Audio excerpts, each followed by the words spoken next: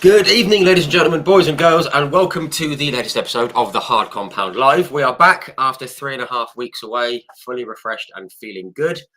For those of you who don't know, I'm Rich and I run and operate the Hard Compound.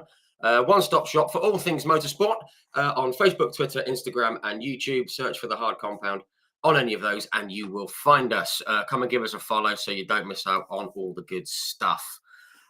We do race reviews, race previews, throwbacks, birthdays, breaking news, driver changes, rider changes if you're into bikes, and photos of cars and bikes and all kinds of lovely motorsport stuff, ranging from F1 to touring cars, IndyCar, NASCAR, rallying bikes, and everything in between, if there is such a thing.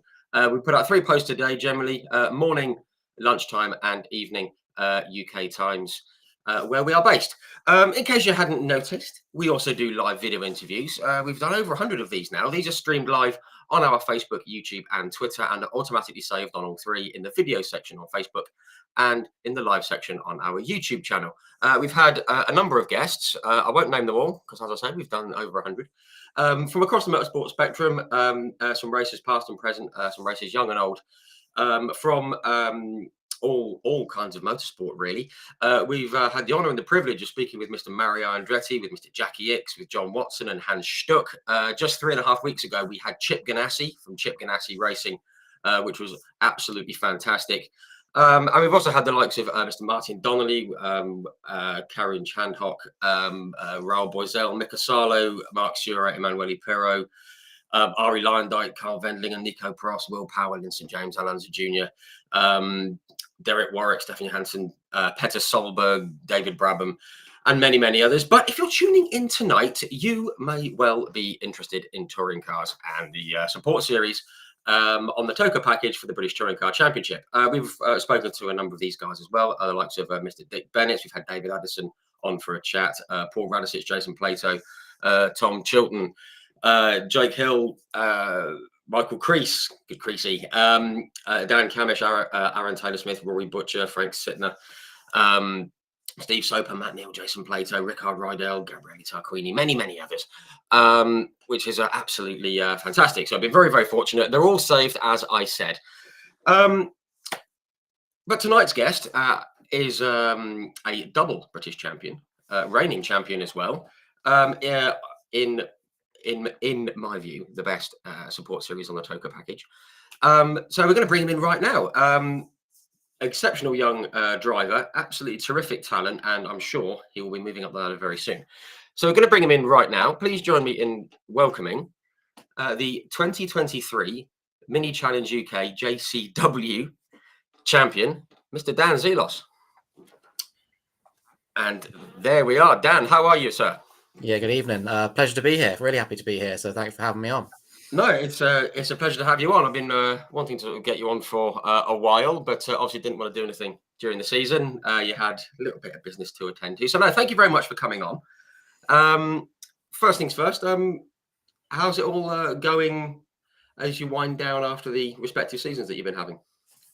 Yeah, I mean, we haven't really feel like wound down yet, really. I must say, I'm still on a high after this season. I don't think I'll be getting off that high for a while. Definitely enjoying it, but busy with the day job, the full-time job. Also being driver coaching and instruction and stuff at track still. So yeah, we're still definitely going. Still feel very busy. And the end of my season feels like quite a long time ago because so much happened. But yeah, a few more weeks of busyness, and then we can maybe do a little bit less over December and stuff, and enjoy Christmas with the family, which would be nice.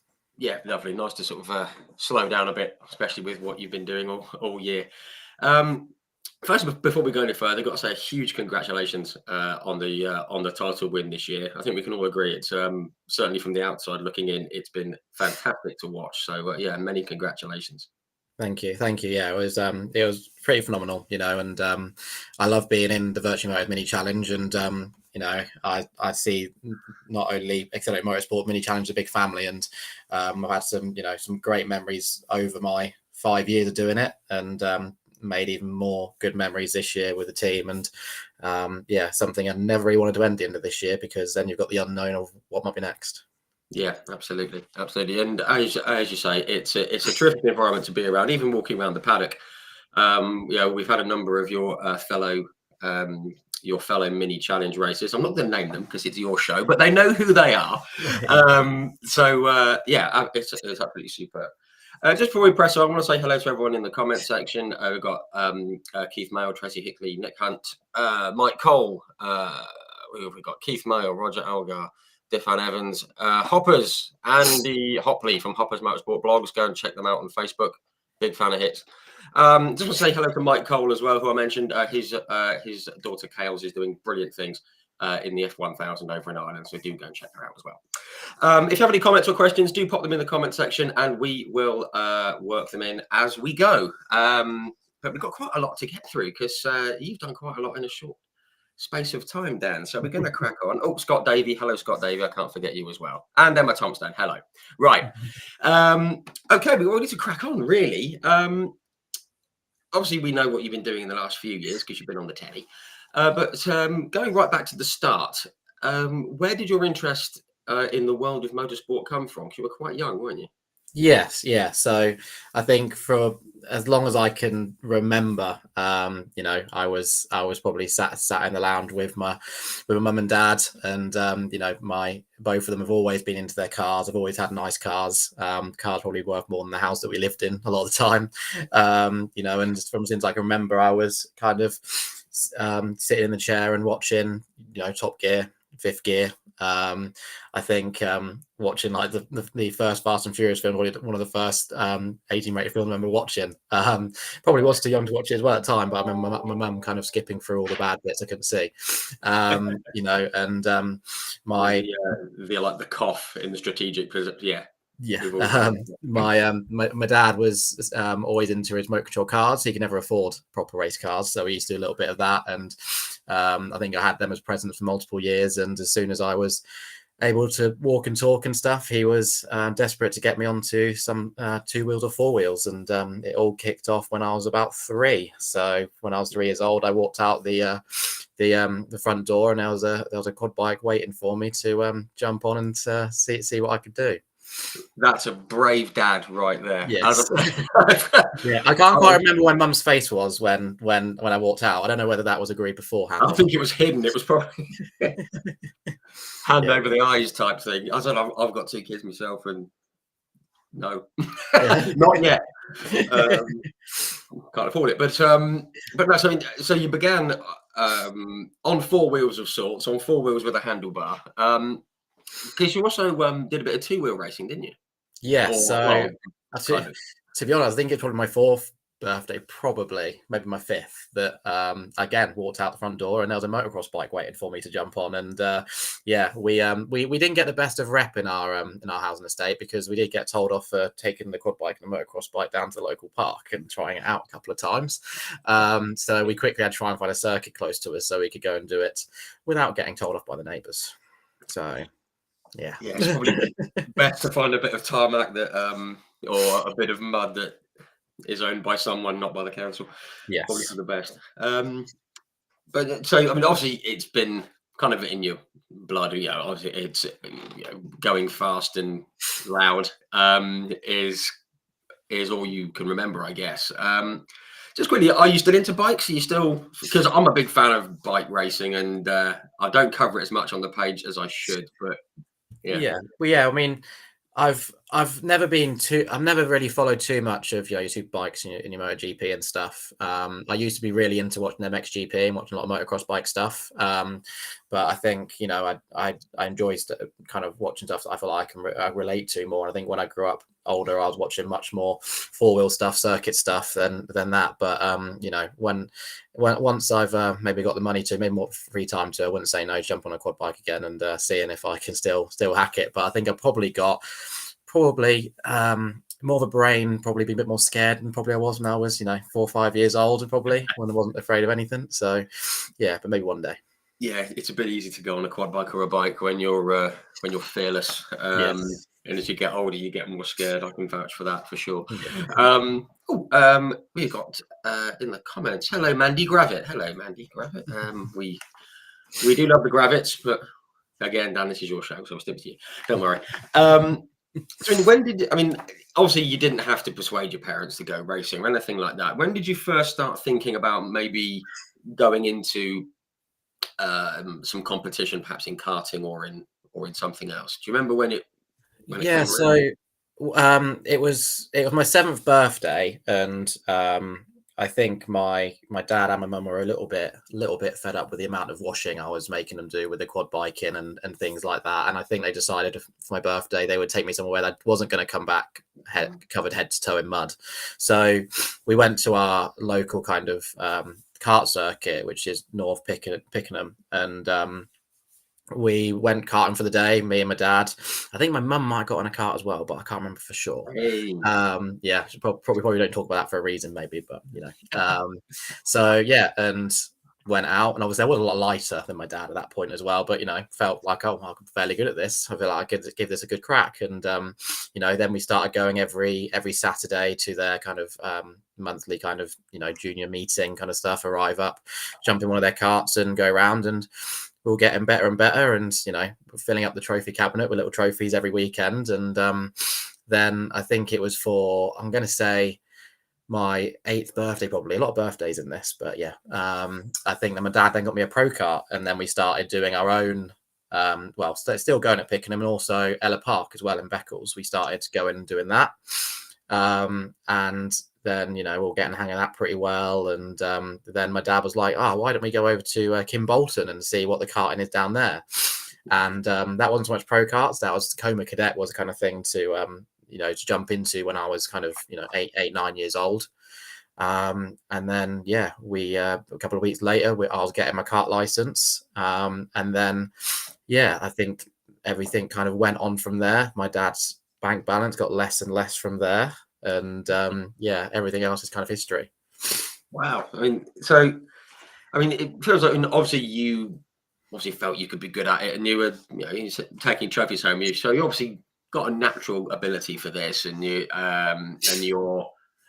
competitive, which I guess helps when you're young, rather than rumbling around at the back, which is fantastic. And just from the little research that I've done, you you went from the was it the Formula Kart Stars and the MSA and the Kart Masters. This was what, 2009. Then 2010 you had to step up to Super One, which that's when I'm kind of familiar with Super One. Anything below that I'm a bit grey, but was that quite a big step into Super One? Yeah, it was a big step. We were probably at this point, going out a couple of weekends a month, and doing the club meetings and stuff. And we just, we were doing well, and we just thought we got talking to a couple of other people that were doing the local tracks like I was. James Manning was a lad who was similar to my age that was racing in karts the same as me. He was quite local to us, lives in Munford. His dad now, Paul Mannings, actually races in the Virtue Motors Mini Challenge Cooper class. So all interlinked somewhere. And they were looking to do it too. And we just thought, you know what, we'll just give it a go. We'll see how it is. And I think we were feeling right up for it. And then we turn up at a circuit like PF International with our little van that we'd rented for the weekend, our Easy Up, and then start looking at all these big awnings and these big Arctics that were folding out from each side, and we're like, oh god, what we got ourselves into. I had my dad on spanners. I had my mum cleaning out and servicing the carburetors, and mixing the fuel and doing the kart. We were doing it all ourselves, and properly jumped in the deep end. But I made memories in those first couple of years that I'll never forget. Lots of probably laughs, but a lot of probably tears as well. Probably from my dad when he was stressed out about the kart not working properly, and I was probably pulling a tantrum. Back then I was playing football with some other karting buddies that I'd made, and people like that. Lando Norris, who back then was kind of a normal person I kind of spoke to and was friends with in the karting world. So. It was a massive step, but it was a massive learning curve, and jumping into something like that made me realize this is a bit of me. This is what I want to be. It's what I want to do. it was always been kind of a family thing for us. We all went through every single stage as a family, and we still do. And yeah, we live and breathe it. And I think you have to, don't you? And if you're going to go all in like that, and there's so many people that we've spoken to have got that. It's the inverted commas, the like lad and dad type thing, and obviously girls and mums, and everyone gets involved, and that family unit, and everyone who looks back on it, they always sort of have it with a little smile on their face, because they see it as kind of the purest form of racing. It's, as you say, you're taking on the bigger outfits and hopefully beating them, which is great. And again, I've got here that you went up through, was it 8th overall 2011 in the MSA British Cadet Kart Championship, moved up to Super 1 National Rotax, 9th overall, 7th in the Kart Masters Grand Prix. All a learning curve, and lots of success and positives and along the way. I did say in 2013 you joined when you took 3rd overall, excuse me, in the Super 1 National Rotax Minimax Championship with a team called Thule Motorsport. We need to give them a shout out, because I've actually had a quick look at who they've had on their books, and they've got a couple of terrific young drivers on their books at the moment. They're a really smart outfit, aren't they? Yeah, they are. We before kind of I got introduced to Drew Thule, who was running the team at the time, and Dave Thule, his dad. We were always kind of running on our own, or with a little bit of help. We never had the money really to commit to a team, which we knew was like a piece of the puzzle that we needed to really get up there. And they introduced themselves to us when we were at I think it was at a Kart Masters event or something like that, and told us all about Minimax and how it could be the right step for me. And before I knew it, that evening I was getting a little seat fit in a Minimax, and then went testing it. They just come off the back of winning Minimax with Ross Gunn, who's obviously a very successful driver now in can't even keep up with him with GT racing. I think he's gone to Le Mans. Porsche's last time I checked, wasn't he? I think, or something like that. Yeah, I think he's fully backed by Aston Martin. So they had a great relationship with really good drivers, and they could obviously get a kart running at the front. So we jumped over to Minimax because like the previous year we were racing in Formula Kart Stars, and we tried Super 1, and then we were running out of budget, so we missed a couple of rounds here and there, and it was difficult, and we were trying to get partners and sponsors on board, but around then karting was a little bit difficult to get partners on board, and it's not televised like car racing is, but we were able to make it happen with the help of them. And we had some great memories that we had with Thule Motorsport, and it was a proper kind of family run team, with Drew and his dad Dave kind of doing it all. And I've made some friends for life from those time in karting. And if I hadn't put so much timber on, I'd maybe do it a bit now, but I'm not quite as light as I used to be. So it's one of those. Oh dear. But you talk about the family thing, and that comes up, whether it's your literal family or whether it's the family feel around the team. We hear it in the BTCC and in other places now. Again, not a name, but a driver's just re-signed for next year, and he said he's found a home for life. It's like a family, and that's such an important thing, isn't it? And that's what I get from Thule Motorsport. So just correct if I'm wrong, were they the first team that you kind of got on board with? We were technically in a bit of a team at one point in cadets. We had a local engine builder that was based in Munford when I was in Coma Cadets, and I think it was basically me and one other guy that kind of put our easy ups together, and kind of ran a little bit of a team, but still not with all like the data analysis and stuff that the other big teams had. And we're involved a little bit with a kind of a new team that was setting up at one point in cadets called Prima Racing, that were kind of trying to put a big team together, and we're just trying to do cadets and super cadets that was out for a little while as well. But we were quite kind of paying quite a basic deal in that, where it was mostly we got all in space, we didn't have to bring the easy up, and a bit easy to travel, and they look after our kart for us, but still wasn't anything like it was with Thule, with the the proper outfit and all the hard work they did in the background as well. And I think I ended up staying at their house quite a few times when we were up in Cumbria and Rower and stuff, because that was local to them. So it was the first time I was in a team environment, I think, where where it gave me the opportunity to progress and be at the front and learn from other drivers as well, which were, around there and in there. And I think the first race I did in Mini Max was just after Ross has got his number 1 plate on the kart, and he was out with me too. And I learned those weekends. I learned so much that will help me to this day. Yeah, it's the best place to learn, up at the front end, isn't it? Yeah. And the whole environment, I guess, made you feel more comfortable with things and everything. You mentioned Rara. Is that the one that's in the quarry in Cumbria? Yes, it is. Yeah. What a setting to go! Yeah, I'll have to get up there. Yeah, you heard all the stories the first time you went. Someone's ended up in that little pond over there, and someone's hit those rocks before. You're like, oh right, okay, this sounds great. But no, it's an awesome circuit, and I've got a lot of good memories from that track especially. Yeah, fantastic. Just seen Andy Hopley said it's his local kart track. It says, and what do you think to it? I guess you. Yeah, I won my first. I won a national championship O plate at Rowra in the year before I jumped up to cars. I think it was. I got the O plate there, and it was an awesome circuit. Fast, twisty, kind of gave you everything. Undulations and. Especially in the wet, it was you spent some of the time in the air with the massive curves, a little bit like Thruxton curves kind of thing in a little cart.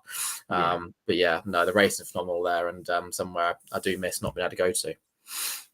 Yeah, fantastic. I definitely want to get up to that neck of the woods. Looks quite good. There's a couple of questions for the end. Mimi Lane and Matt Walker will work those in very, very quickly, guys. Stay tuned. You mentioned like moving up to cars. I guess it was always on your radar when you're moving up through karts. And you went into the Ginetta Juniors, obviously a fantastic proving ground for so many races, including Lando Norris, who you mentioned earlier. We'll chat about him later.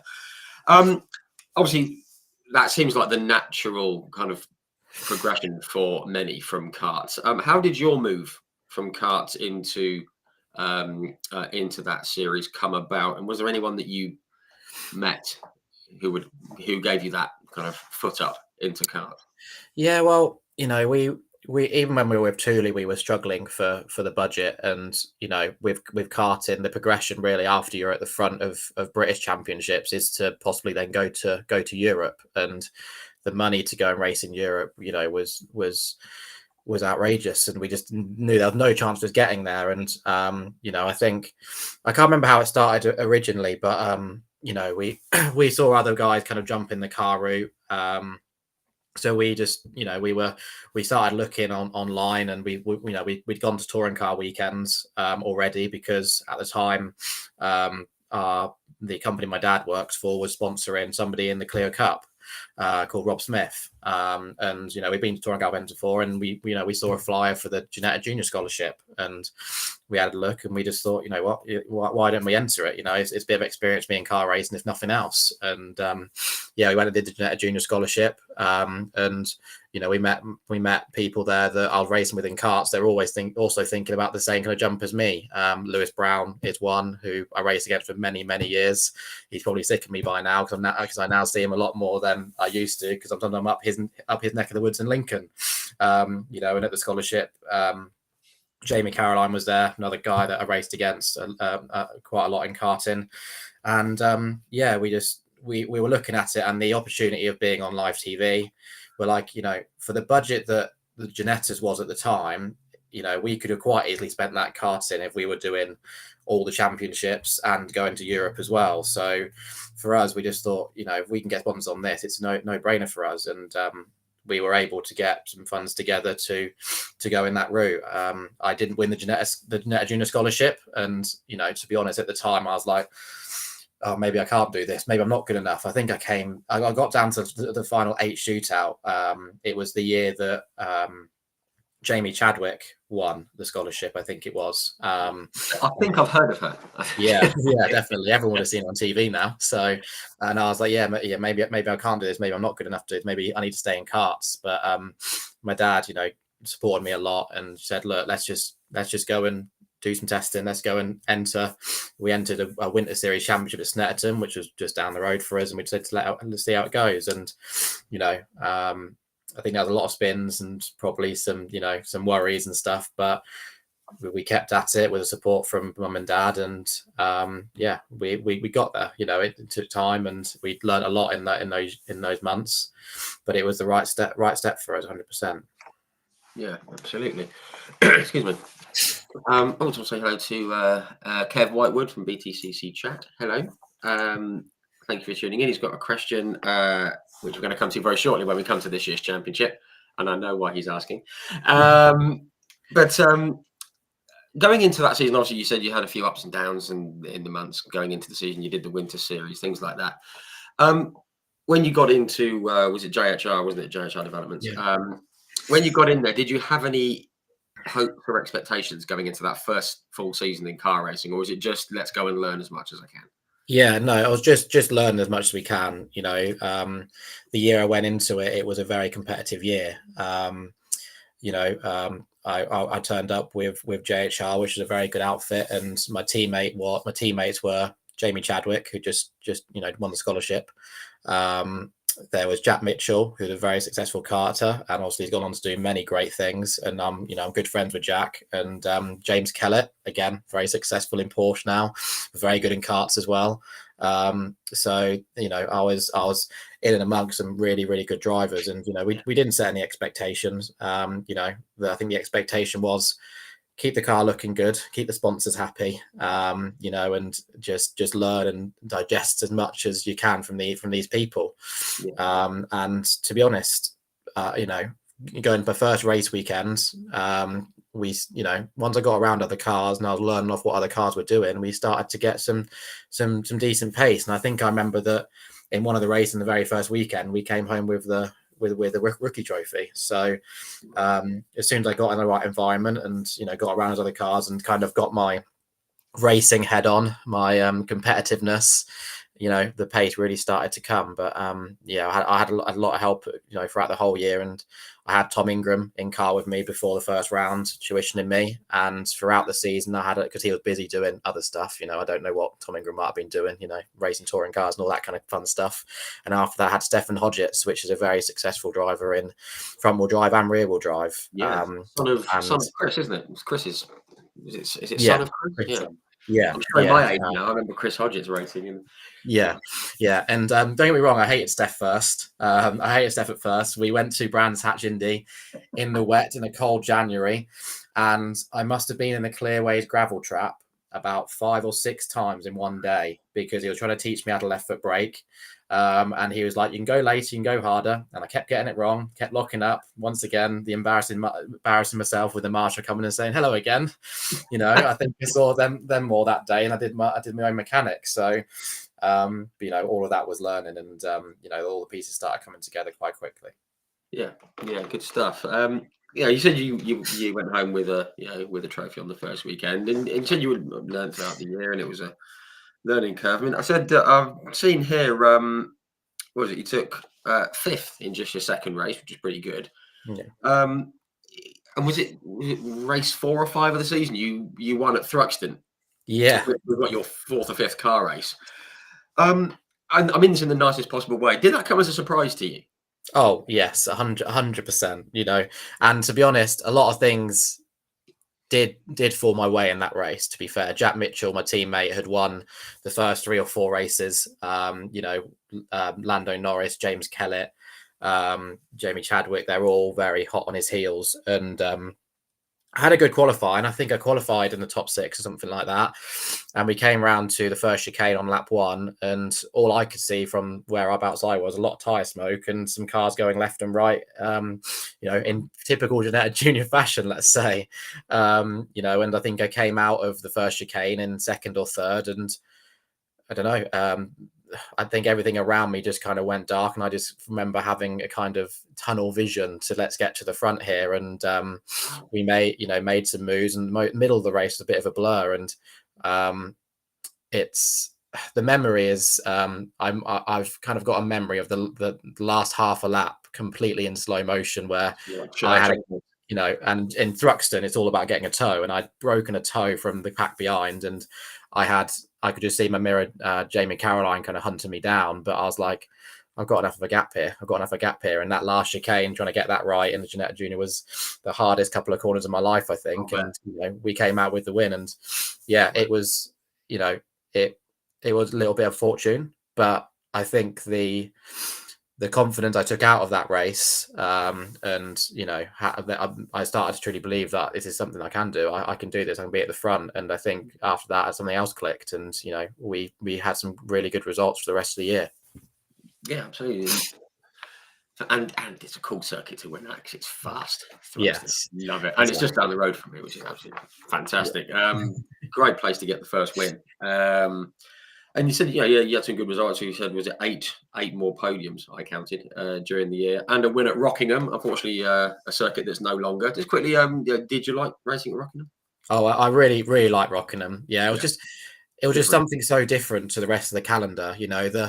The one thing about being in a British Championship when it's quite a small island is there's not loads and loads of tracks available, and it's you do the same tracks every year, but Rockingham just gave something different. The kind of NASCAR-esque feel to it, and the corners were like nothing else. And yeah, it brought some great racing. It's a shame that we don't go there anymore because like having another win there and stuff in Ginettas and stuff. I've got some great memories there, and it's not too far away either. Which when I was living in Norfolk, apart from Snetterton, everything's a bit of a trek. Yeah, absolutely. Yeah, it's certainly a circuit that most fans seem to miss, and the drivers as well. I just want to throw this in here that year you raced against and beat 5 times Lando Norris. Fair and square. There you go. Yeah, thanks for that. I'll remember that. I'll maybe ask to get a plaque on my wall to remind me that, and I can just get it out when I'm out with everybody. 5 times, equal machinery. Yeah. So moving into 2015, you returned with JHR. I guess there were no plans to move on from the juniors. It was just a case of, okay, we've got a year under our belt. Let's press on again. Yeah, definitely. I'd come on leaps and bounds in year 1, and year 2 we knew that we could maybe do even better, and we knew that a lot of guys from the previous year were coming into it again, so we knew it wouldn't be easy. But we felt it was right to stick at it and work on plans of what could possibly happen after Ginettas the year after. And I think it was the right decision for me. And it was quite a hard year that year. And I possibly look back at it thinking we could have done more out of that year. But sometimes you learn more when things don't quite go your way. You learn more and you become better in yourself. Great way to look at it. And something I did want to touch on as a young driver, and obviously, let's take it to the F1 level. There's always this pressure to get the young drivers through, get them in a seat, get this guy in, get that guy in.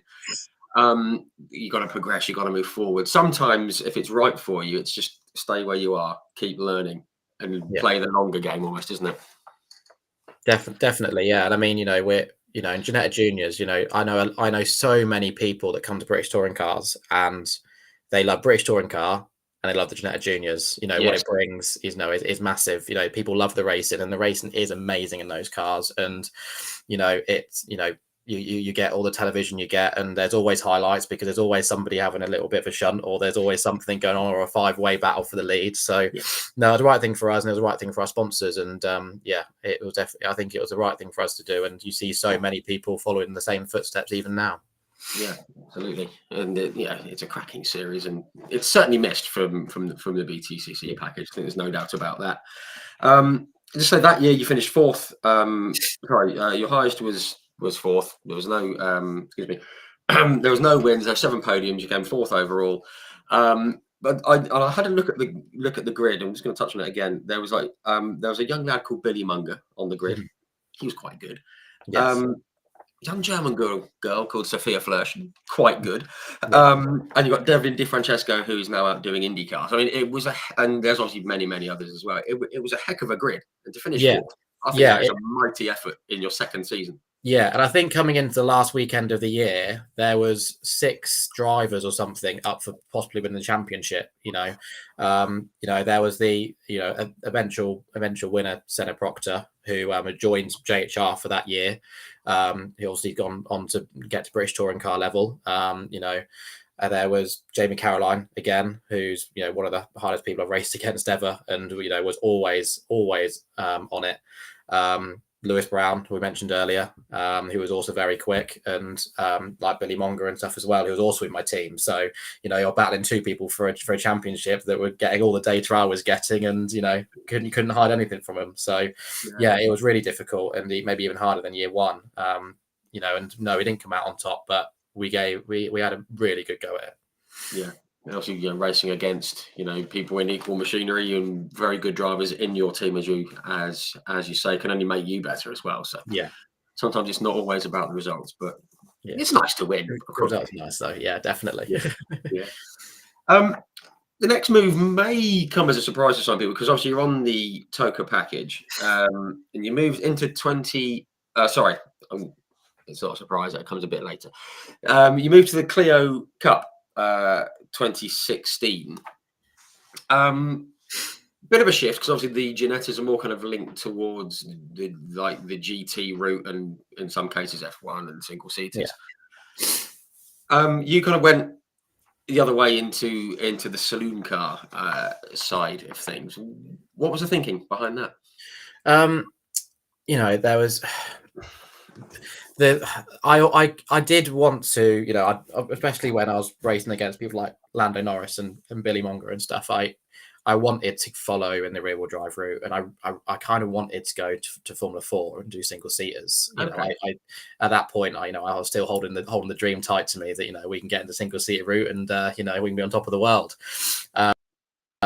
But the reason I was in Ginetta Juniors was because we got the partners and sponsors on board to do it in the first place. And a Formula 4 car in a Clio Cup, on a Clio Cup, there's a lot more branding space and there's a lot more opportunity there to get more partners on board. Right. And, being in me and my dad and stuff sat down, and in the real world, maybe we could get the budget to do Formula 4, but then we've got to look at Formula 3 and the budget. You're just kind of looking into the stars kind of thing, looking at how high that budget can get. And we're like, realistically, that isn't going to be for us, unfortunately. We don't live in that world. And, going into a front wheel drive Clio would potentially, open doors to go towards British touring cars. And there's lots of successful saloon championships, and it was a jump in budget, but nowhere near as much as Formula 4 or British GT. And we've seen drivers hop between doing Ash Sutton was in a Formula 4 car and then he went to Clio Cup. So there's no shame in that, and you never know if something did change in those Clio Cup years, we might have ended up going the GT route. We never knew. But for me to be able to continue racing and try and get the financial backing, the Clio Cup was kind of the best choice for us. And I think it ended all right, to be honest. I think it went all right. It seems to have worked out. Yeah, absolutely. I mean, that's a good point about the branding space and things like that. They're little things that people don't necessarily think about. They think, oh, why has he gone that route? Why has he not gone down here? Why doesn't someone give him a drive in this? No one gets given drive. And people say about money talks these days. From what you've just said and from what we've heard from other drivers, it always has. If you're not going to go racing without the budget, and if you can raise budget by sticking someone's name on the side of your car, it's going to make it that little bit easier. Definitely. How different was the car to drive to the Ginetta? Because obviously it's a bit sort of higher, a bit more roll to it, maybe. And yeah, it was a massive change. Jumping from a go-kart into a Ginetta Junior is a big step, but it's still rear-wheel drive.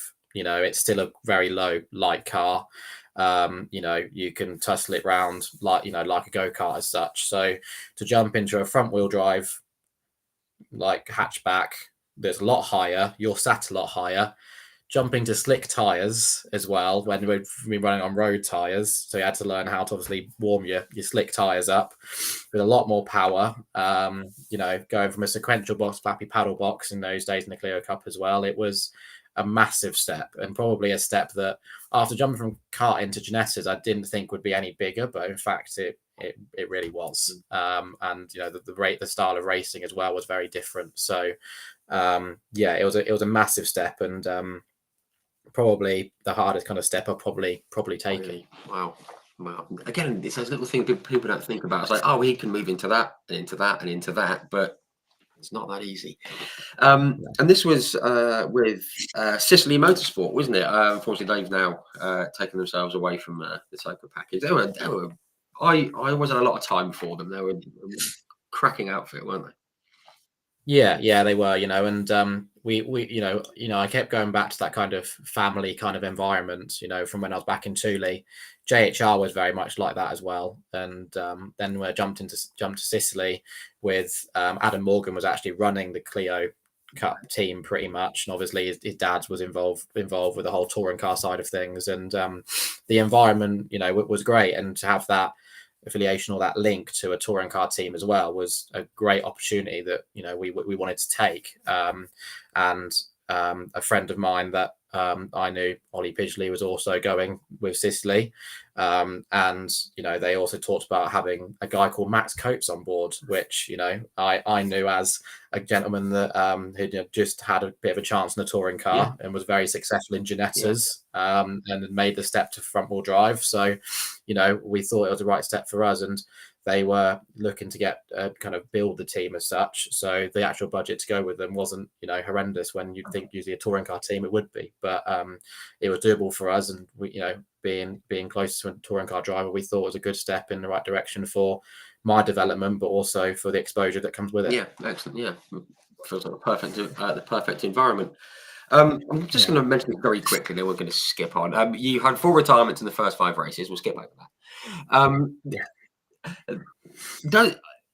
Does that get to you when you're in a new championship? Do you think, oh, really? Yeah, the embarrassment when the safety car comes around with all the drivers behind it, and you're the one that's caused it for the fourth time. You feel like you've got the back of a bad first weekend.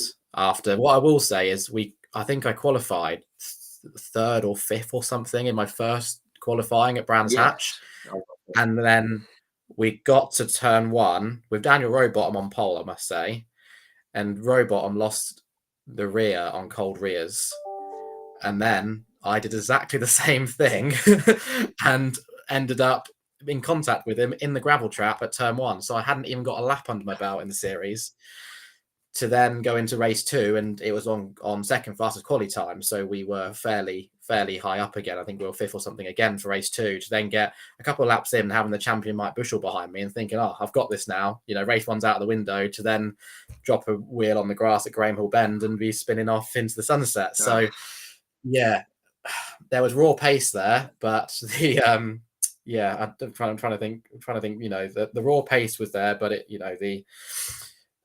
I've forgotten what the word is now, but how I delivered it wasn't quite the best way. Let's say the execution was execution wasn't perfect, slightly off. Understandable. Yeah, exactly. Understandable. First 2 races.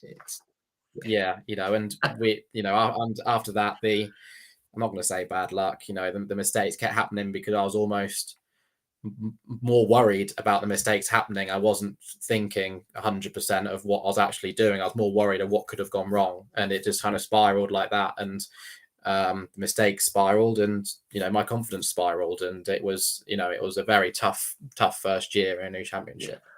However, it was you had 7th at Snetterton, seasons at best, and 10th at Rockingham, a pair of 11th places at Brands Hatch, just on the edge of the top 10. So it was going in the right direction towards the end of the year. So obviously things settled down a bit. Then you switched teams for 2017. Again, to repeat the question, what was the thinking behind the switch? Was it just a situation that arose, or was... Yeah, it was a very tough first year, and the team were also learning the Clio Cup as well, being a new Clio Cup outfit in Sicily. They'd know touring cars very, very well, very successful in touring cars. And, Clio Cup is, more like a touring car, but it's still very, very different. And, Max was, again, very, very quick, and he was able to get his car always up near the front, but we were still learning with setup, and not everybody likes the car the same way. So I felt like I was struggling to get to grips of how Max wanted the car, and we were just stuck in a little rut where we didn't really think we had the pace to go any further. When at times I thought I didn't, but my dad was very, very good at keeping me confident that we had more pace in the bag if we could just work out how to unlock it. So we reset over the winter, and we had a meeting with Wayne Eason and Paul Rivette, who were obviously running WD Motorsport. And we decided to give it a try and had Paul Rivette in car with me over the winter, and they knew the car very well, and Paul Rivette has been racing Clio Cup for a very, very long time, and worked with many drivers, and he was able to help me unlock those bits that I didn't quite unlock and get a car that really worked for me. And again, it was, for me, it was the right decision to make. It was the right team environment. Again, you kind of very family run, close team, and we had to try and get more funds to go that way and pay more money, but we got the service in return. And I properly learned in my second year how to properly drive a front wheel drive car, I think. Whereas, and I thank Adam so much for everything he's done over the years, but he'd never raced a Clio Cup himself, and it's a very different driving style to a touring car, to a Mini. A Clio Cup was very, very, very different, and to have Paul Rivette's expertise on that really helped me progress in that second year. And I think we didn't make that step and stayed. I don't think I would have progressed into the front wheel drive driver I am today. So sure. Well, just to sound Paul Rivette, I mean, he's the guy to have in your corner, isn't he? He's multiple champion, and he's just won again in trucks, isn't he? He's just won so he can drive anything, which is, and a truck is absolutely not a Clio, so it's yes, heck of a driver. Just across the season, I mean, you took your best result to date at Alton Park, I believe. Yep, 5th. Were you, when you get close to a podium, do you get frustrated when you finish 5th, or were you happy that it was your best result? I was just wondering where your brain kind of fell with that. No, you 100% want more. You 100% want more. And if you finish 3rd, you said, oh well, I could have won. It always changes. And I had I had pace then, and I had enough pace to be further at the front. And we either didn't get qualifying right, I messed the start up, or we ended up getting in a bit of a tussle, and I was never quite aggressive enough to probably make that move, or just to defend that a little bit harder. But we were always learning, all the time. And I think it was the piece was finally starting to come together towards the end of my Clio Cup reign, really. And you never know what might happen if I decide to stay in for a bit longer than I did. Yeah, absolutely. And excuse me, just that year, things are coming together. Consistent top 10s. First 2 podiums to close the season out at Brands Hatch. Happier memories of Brands Hatch. That must have felt great, though, to get those pair of second places. I believe, was it only behind Mike, wasn't it? Mike Bushell. Yes. Who was the champion. It must have felt great. Oh, it was amazing, and Brands Hatch GP is a circuit that you need confidence at, and you've got to have the car on the edge. And the Clio Cups like to roll, and likes to go wrong quite often in Clio Cup. So it's a hard track to get right, and there's no room for error. So that was crazy. I've got photos framed in and around the house of coming into the pits after, and seeing my family after those results. And it was long waited, and we worked so hard to get there, and it was very, very emotional. Probably one of the most emotional results I've got, because we showed that we could do it. And you go back a year or so, and we were upside down at Donington, and we were causing safety cars and stuff like that. And it was all starting to come together. And there are a lot of things that started from that point. And it's my first podium I had with my mechanic Dan Kuzik, who is still, unless he's decided to retire, which he might have done now, but he's still been my mechanic to this day. Wow. There are emotions, and that's a moment that I'll never forget, because it was a time that we thought, we can do this front wheel drive stuff. Let's keep going at this. And obviously you kind of you stayed in into 2018. Just very quickly, it felt like a nearly year. It was almost there, just from looking in from outside the ropes. I mean, I've got here, you had a run of top 5s at Croft and Snetterton, Rockingham. You seem to go well at Rockingham, and you said it's a circuit that you enjoyed. And then you had another strong finish again at Brands Hatch. I guess, did you feel like by the end of that 3rd year you'd kind of run your course in the Clio Cup and it was time for a change, or were you thinking of? Yeah, well, it did feel like a nearly year. We were just a little bit off, just at every circuit a bit. And I was still teammates with Paul Rivette, and he went on to eventually win that championship. And, I was trying to compete myself against Paul that had probably done more years in the Clio Cup car than I'd probably been alive at that point. But we won't say that too loud because it might offend him, and it's not someone I want to get the wrong side of. But the competition that year was so fierce, and there was, and I don't want to go on it too much because the Clio Cup was a great championship to be a part of, but there was a lot in the air about teams are doing this and maybe they shouldn't, and this might be happening, and we think there's a bit of irregularity, can't say the word, in kind of engines and stuff. And we just kind of thought it was, we started like not to lose confidence, but just wonder whether we have I got that last bit we need, or is it in the car, and stuff. And when you start asking them questions, you don't perform at your best because you've got other things in your head. And we'd learned so much in the Clio Cup, and we could kind of thought, we're ready for something different, ready for a change. And there were lots of rumors going about the paddock that the Clio Cup might have been stopping because France weren't going to support it, and the car was going to change. And there were rumors, mills going around that the mini challenge might take over on Toka. So when I was doing my last season in Clio Cup, we got invited by Dunlop to go and do a guest round in mini challenge, and we went and did Brands Hatch Indy for their mini festival weekend, and we had a good weekend. We came away with 3 podiums, and was battling with Ant Morton-Eels and Nathan Harrison that were fighting for the championship. And I naturally fell in love with the car. The car was so good to drive.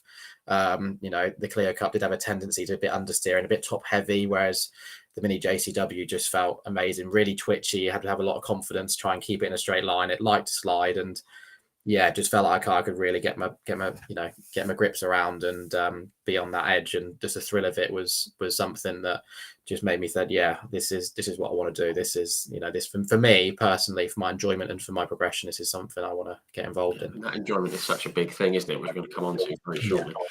Just before we get onto the minis, I've just remembered a chap called Thomas Parker who follows the page. He's one of the Orange Army, and I said I'd mention this. Sorry about this, but was it 2016? You had a bit of a bang at Thruxton.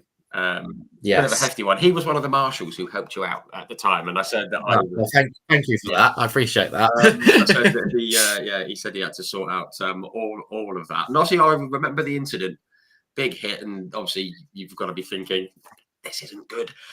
No, but what actually happened? Because it was on the coming round to Allard, wasn't it? Coming into Allard, and it looked as though you might have had a bit of a helping hand into the barrier. Was that the case, or was it?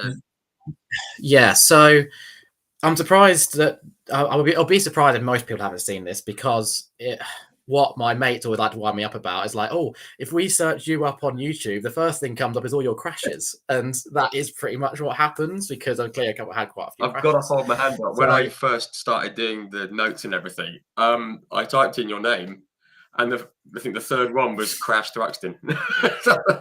Yeah, exactly. Very unfair. It was our second or third weekend in the Clio Cup, and we had qualified really well. Thruxton's obviously a track I liked and enjoyed from my Ginetta Junior days, and I think we were battling for fourth or fifth.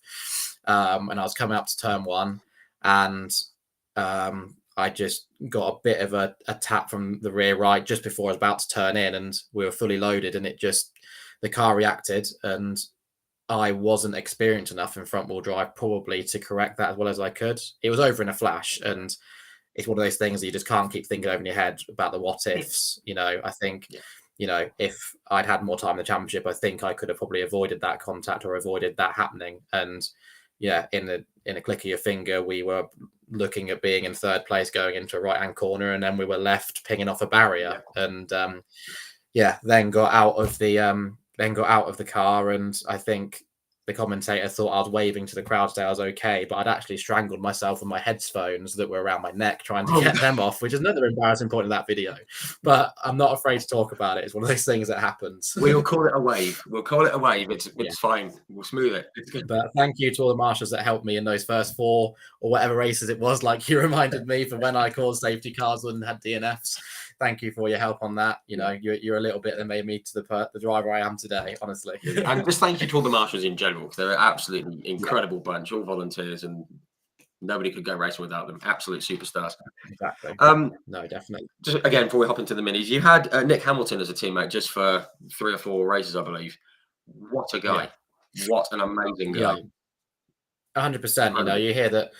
You hear that someone like Nick Hamilton's, you know, joining your team, and you know, he's, you know, brother of Lewis Hamilton. You know, he's, you know, you don't know what to expect, and you know, you don't know if he's going to talk to somebody like me, because you know he's got Lewis Hamilton as a brother. He probably knows everybody famous I've seen on TV, and probably has a cup of tea with them every weekend. You know, but honestly, he was the nicest teammate I can remember having. You know, he was so down to earth.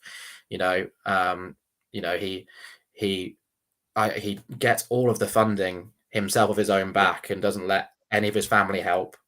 He doesn't, you know, let any of Lewis's partners and stuff or sponsors, you know, try to give him too much money. He tries to get it himself. He tries so hard to get it himself as well. And he's got so many difficulties, bless him. And for him to be able to be on the pace that he was, and, you know, be, you know, so determined to get it, you know, he always wanted more. He always wanted to progress. He would spend hours in the data room, you know, trying to improve. You know, he took it so seriously, and a great role model to be in the championship with, to everyone. You know, and it was great to see him to get the touring car chance. And it's just a shame that right now he didn't get the finish out the year, but I'm sure Nick will be back, and I hope to see him back in a touring car or something else very soon. Yeah, absolutely. And as you say, he does it all himself, and just to be able to get in the car, you know, with his condition, is incredible.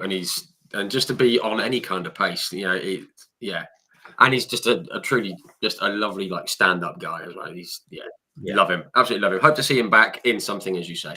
And I'm sure we will. Definitely, lovely guy. So you said your reasons for joining the mini challenge. Excuse me. And you said that, you know, the car was a bit twitchy, and a few of the other drivers have said that. They said, "Oh, it's just like a mini touring car." It's like, not really, because it's, as you say, it's so twitchy, and it just wants to spit you off at every corner. I think a couple of the drivers have said. But you took to it pretty quickly, as you said. You know, that weekend that you had, and you're on the pace and everything like that. I guess you went into the season, was it 2019, feeling quite confident on the back of that little outing that you had. Did you expect to put it on pole in your first race of the full season? No, definitely not. You know, Nathan Harrison was in it again, already, you know, been a champion in minis before, was racing at the front all the time. You know, we had other great drivers like James Gornall and stuff like that in it, which is another fantastic driver, and another guy that, you know, if he had the money he needed, he'd have gone very, very far in single seaters, let alone in front wheel drive or saloon car racing. So, you know, and Alton's a track which you need a lot of confidence, and, you know, there's no room for error there either. And you know, I didn't expect to get out the car after qualifying, and I've been told I've kind of put it on pole, especially as a rookie. You know, didn't really expect that at all. It was a great feeling. You know, and qualifying was never in my expertise, especially in Clio. That's usually the thing that was missing a little bit. You know, like we said, it was a what if year or whatever in Clio's. Qualifying, getting it on for that one lap, especially getting it when the tyres were best, which is usually straight away when you go out.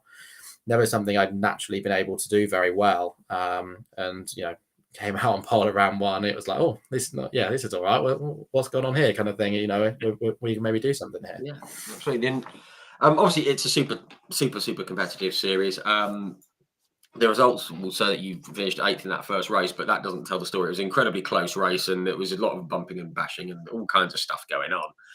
But thereafter, I've got it here, you never finished lower than 5th all season.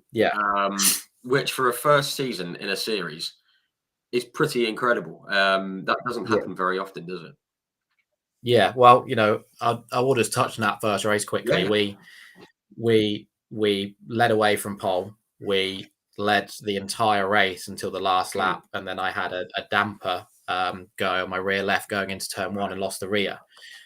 I also did have a penalty for jumping the start slightly, but yeah, it's all right. We finished third on the road. Technically, I finished fifth or above in all the races that year. So again, learning process. You always got to make mistakes to make, and then after that, you learn from them. So we had a really consistent year. The racing was something I really enjoyed. And the car was just phenomenal, and I enjoyed it so much more than I did the Clio. It's something I probably put my teeth to, and I think the change of environment a little bit for that first year, because for that year it was on the British GT package.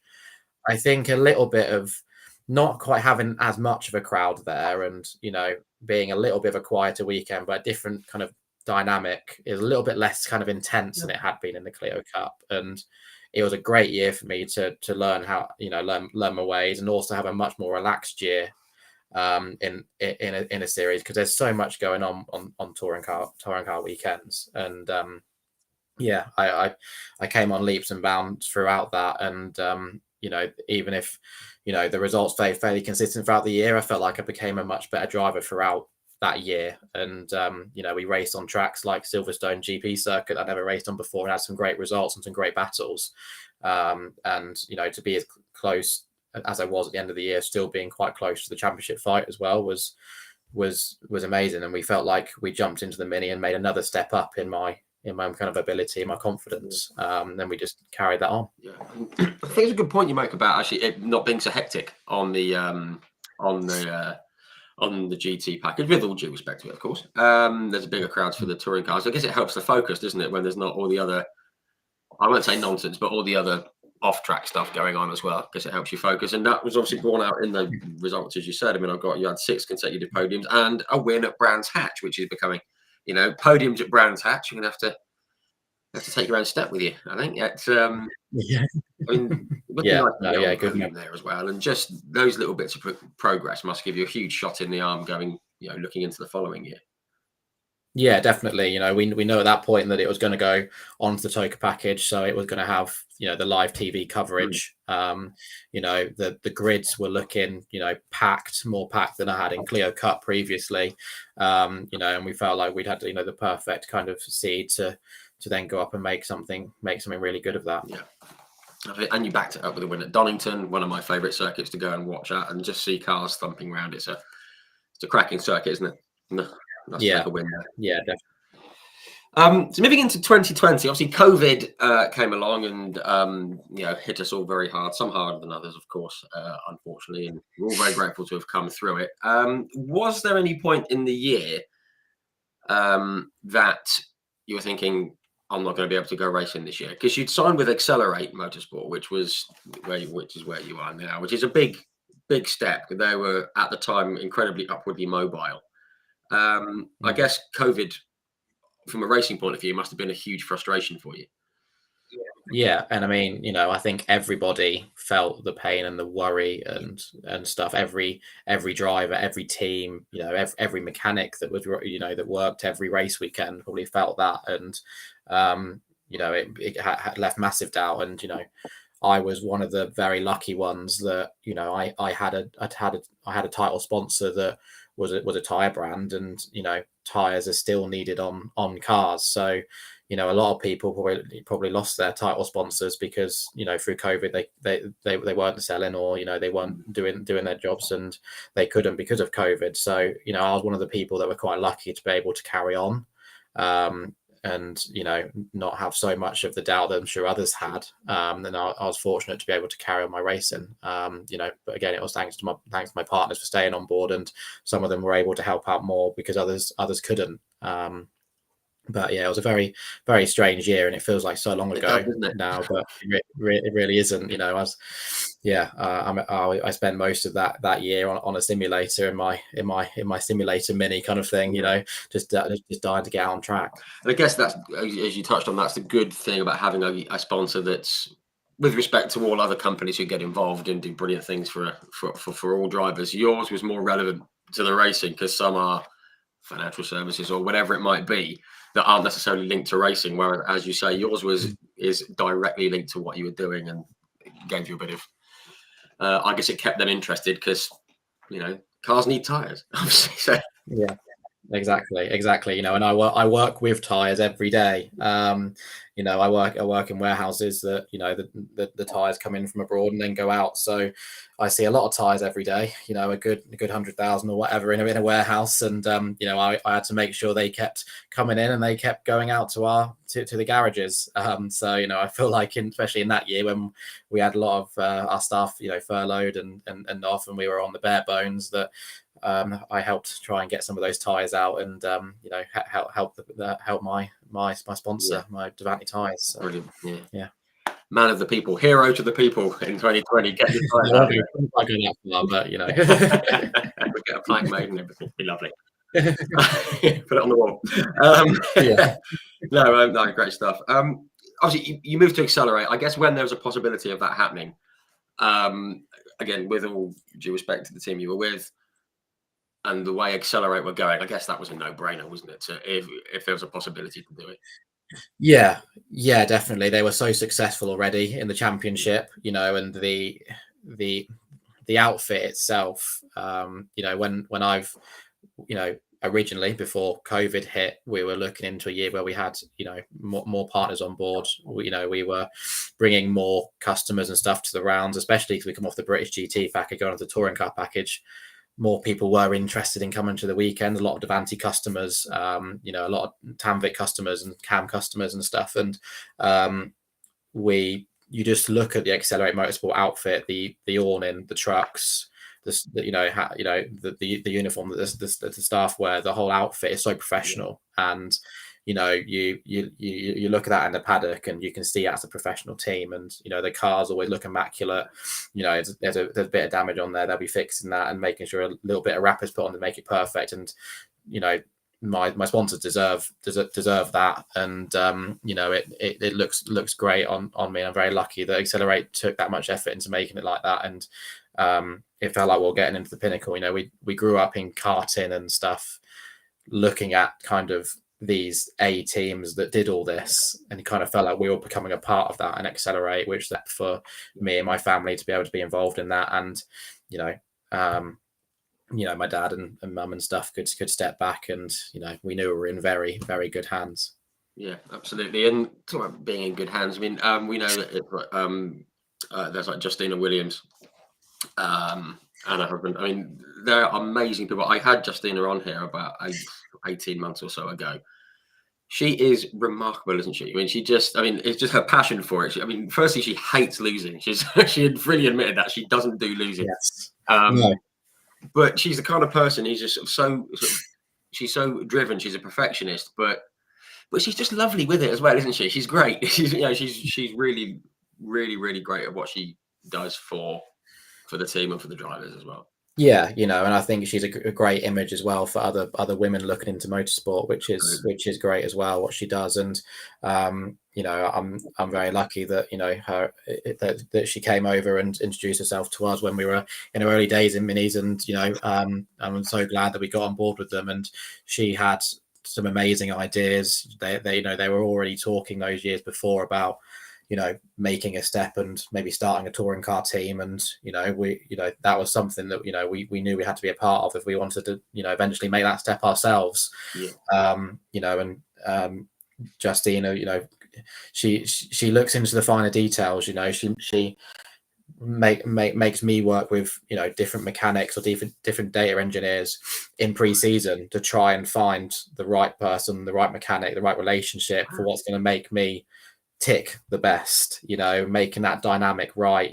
She before taking on drivers, she makes sure she speaks to the other drivers to make sure that we're happy with that person possibly joining the team, to make sure that the dynamic's right and stuff, and all those little things to make sure that her team has got the best chance of winning, obviously, but that us being their customers and stuff, that we're happy as well. Yeah, and end of the day, I've said it a lot of times, and like interviews and stuff after races, but EXCELR8 Motorsport became a second family to me, and a lot of them have been on this entire journey with me, and I'm so proud to just say I've been a part of that. Yeah, absolutely. And Just across the board, they're just making such strides. Obviously, that culminated with Tom Ingram winning the championship last year, and it's been a cracking rise for them. Was it 2019? They had sort of Sam Osborne and Rob Smith. Rob Smith, and they were not rumbling around at the back. But I said to like Justine, you said to go from where they were then to where they are now or last year in such a short space of time. Yeah. It's almost ridiculous. I mean, it's so much work, and as you say, it's down to those little details, isn't it? That you and some people think they've been around for a lot longer than they have, yeah. And you remember back to that MG year with those two drivers, and they were at the back, but there was so much more going on in the background that we were lucky enough to see, and they'll just learn in bits. They were getting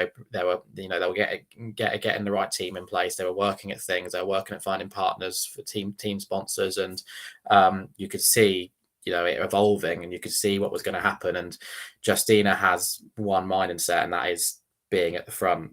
And if anyone was going to make it was going to be her. And she created a great team. And again, like I said before, just lucky that I'll be able to see it and be a part of all that. I'm hoping that I'm going to be a part of it for a long time to come. Yeah, here.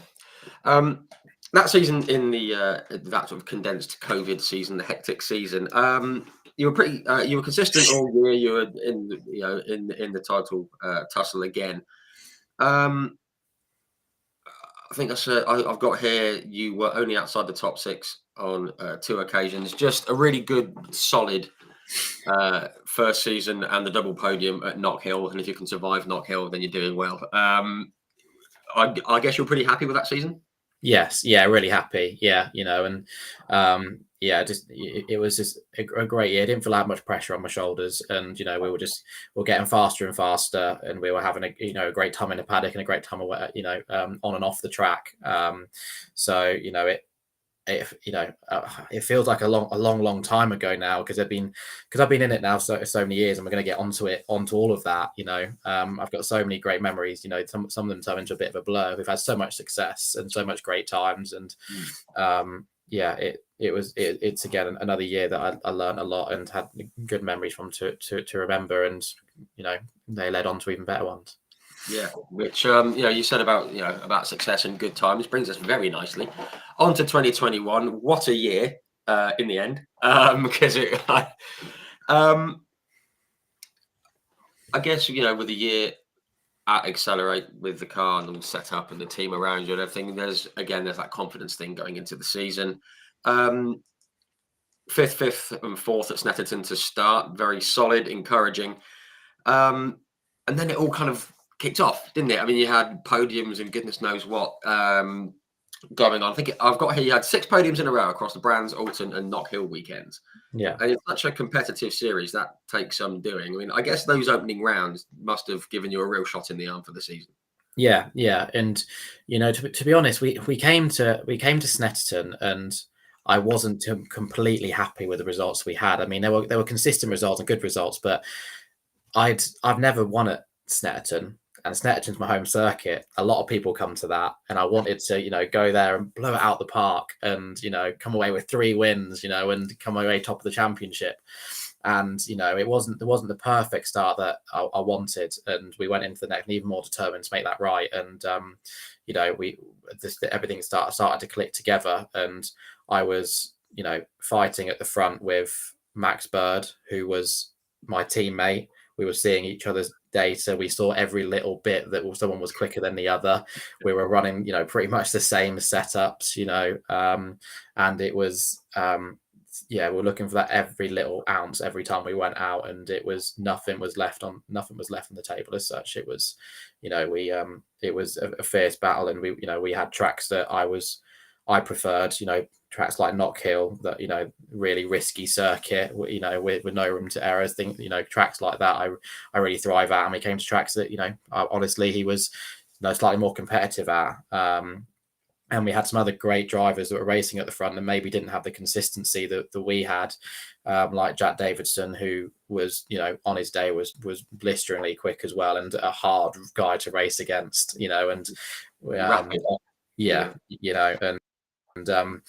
if you were able to finish a race ahead of Jack after battling with him for most of the race, you felt like you just won the lottery. Like, that's how it feels with Jack. And we had some fierce battles, and a lot.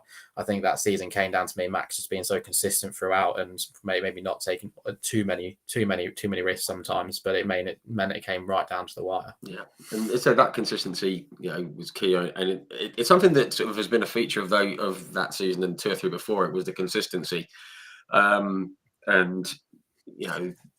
we all know the drivers who do well are the ones that can bag consistent points, whichever the series is. There's a certain 4-time BTCC champion who does that very, very well.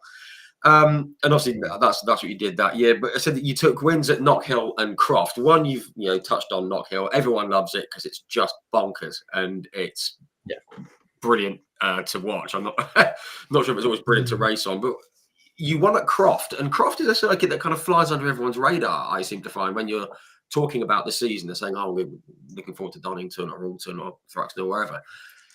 Very few people seem to mention Croft, and it's a cracking circuit. It's a lot faster than people think, isn't it? Oh yeah, the section around the back, is amazing. Completely flat out, and you come around the last right king inches from kind of going on the grass and having a big shunt. Then you come into sunny and sunny out, which is cambered. There's parts on that track were absolutely amazing. I sometimes struggle a little bit with it not being quite free flowing. Like Donington's quite a flowing circuit. I found that the last couple of corners almost like kind of stopped a little bit. You could be in such a good zone, and then you had the last hairpin, which is which looks simple, but it's one of the hardest corners to get right because you're so patient, and it's nothing like any other corner we have on the calendar. But when you get Croft right, when you got the car set up right, when you're going through the flat out chicane in the first sector onto the back straight, when everything comes together, it feels great, and the racing there is really, really good as well. We've seen some great battles in minis and in touring cars around that circuit, and it's a circuit that we won't want to see come off the calendar, that's for sure. Yeah, definitely. It's definitely one that needs to stay. It's always exciting racing for watching, and obviously from the sounds of it, from you guys behind the wheel. Just fast forward to the season closer. You were behind Max, I believe, going into the last weekend at Brands Hatch. And there was the drop scores to take into account as well. Obviously, if you both had good weekends, I think you had to drop 58 points versus his 31, his penalty points and all the good. With all that going on, obviously you've got to go for it. You've got to get ahead of him. But you think, don't want to mess this up. I mean, I was just wondering what you were thinking going into that weekend because it was so close, wasn't it? Yeah, it was so close. The pressure is at its highest. I'd been involved obviously in championship fights, over my years of Ginettas and in my previous years in minis, but we were always the chaser, and we went into the weekend being the chased, and it was a very new dynamic for me. And Brands Hatch GP has been, as we've mentioned, a very successful circuit for me. So we came in with a lot of confidence, but obviously that in the back of your mind that, nothing can kind of go wrong here. We need to keep everything together. And in FP2, I decided to put it in the wall quite hard at Westfields, which my team, which EXCELR8 never let me forget either. And I'm always been one for consistency. I'm not one for, I like to think that I don't make too many big mistakes like that. And, you're coming back on the recovery truck after FP2 with your kind of head in your hands thinking, oh God, what have we done now? The team have got a sleepless night now trying to get this car fixed, and we've got to go into quali tomorrow. And we just put ourselves on the back foot, and, I was kicking myself. Yeah, we went in and we were a little bit off in quali. We couldn't, the car, we missed out on most of FP2. We didn't quite get the car where we wanted it to be. I was, lacking a little bit of confidence around the back, which you need confidence around the back of the GP circuit. We didn't quite get everything together, and, we went into race 1 and race 2 and had decent results, but we were behind Max in both of them. And I've got here, you were 5th, Max was 3rd, you were 4th, Max was 3rd. So yeah, and I think we went in. You're there, but yeah, and I think we went into the last race a couple of points behind. I think, I don't know if you've got the figures, but yeah, I think it was a couple of points behind, and it was literally whoever beats the other wins. That's what it kind of came down to. And Mac was in my team, so me and him, we see how each other are feeling, and we were both nervous. It came down to that. He had a slight advantage, but I was now the chaser, and Just pressure off slightly. Yeah, I kind of felt like I'd almost had nothing to lose now. Like I made the mistake on the Friday.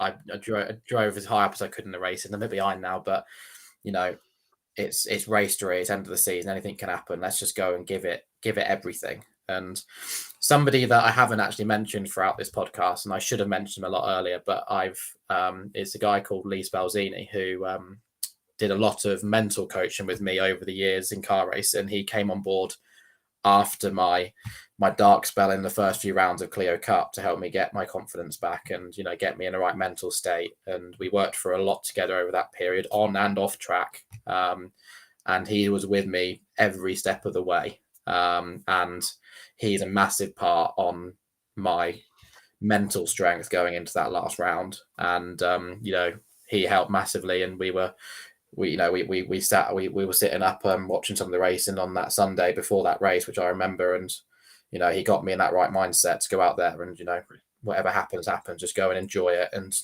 to see what happens. And it was an absolutely bonkers race. I think it was a 7 or 8 car battle for the lead, from what I remember. I remember it. And Max was in my rearview mirror for pretty much every lap of it as well, and it was fierce, and it was changing positions. It was I've been told, not that I've seen it back, because sometimes I can't see myself racing back, but the commentator trying to work out the championship points as it was changing all the time, I think was pretty mental. And it felt that mental in the car as well. The last lap, kind of doing the GP loop for the last bit, going past the place where I'd crashed on the Friday, kind of it all felt slow-mo, and it was like just trying to keep every bit together. The steering wheel felt the heaviest it ever felt, because I just wanted to make sure it all came together like it did. And yeah, we did it. I mean, it was close, but we did it. That mental thing is something we're going to touch on very quickly shortly. But just that, from you just saying that you're thinking, I've already been off there, I don't want to do it again, get it right. And I guess you overcompensate, maybe grip the wheel a bit tighter, or do something maybe subconsciously. Obviously, you knew you were ahead of Max. You were running second in the race, weren't you? I was actually running third. You were running okay. You were running on the last lap. You were ahead of Max. Yes, yeah. Did you know at that point that it was going to be enough with the penalties and the drop scores and everything? Had you done the maths? Did you know how far ahead you had to finish, or was it just a case of get to the finish and we'll see where it ends up? Well, the organizer of Virtual Motors Mini Challenge want to make this quite a difficult thing for you to do out in the car, because they give points for fastest lap. They give 6 points for fastest lap. Of course they do, yeah. So I was in the car, and I wasn't to know that he'd maybe got 6 points fastest lap, or even I'd had 6 points of fastest lap. We weren't to know.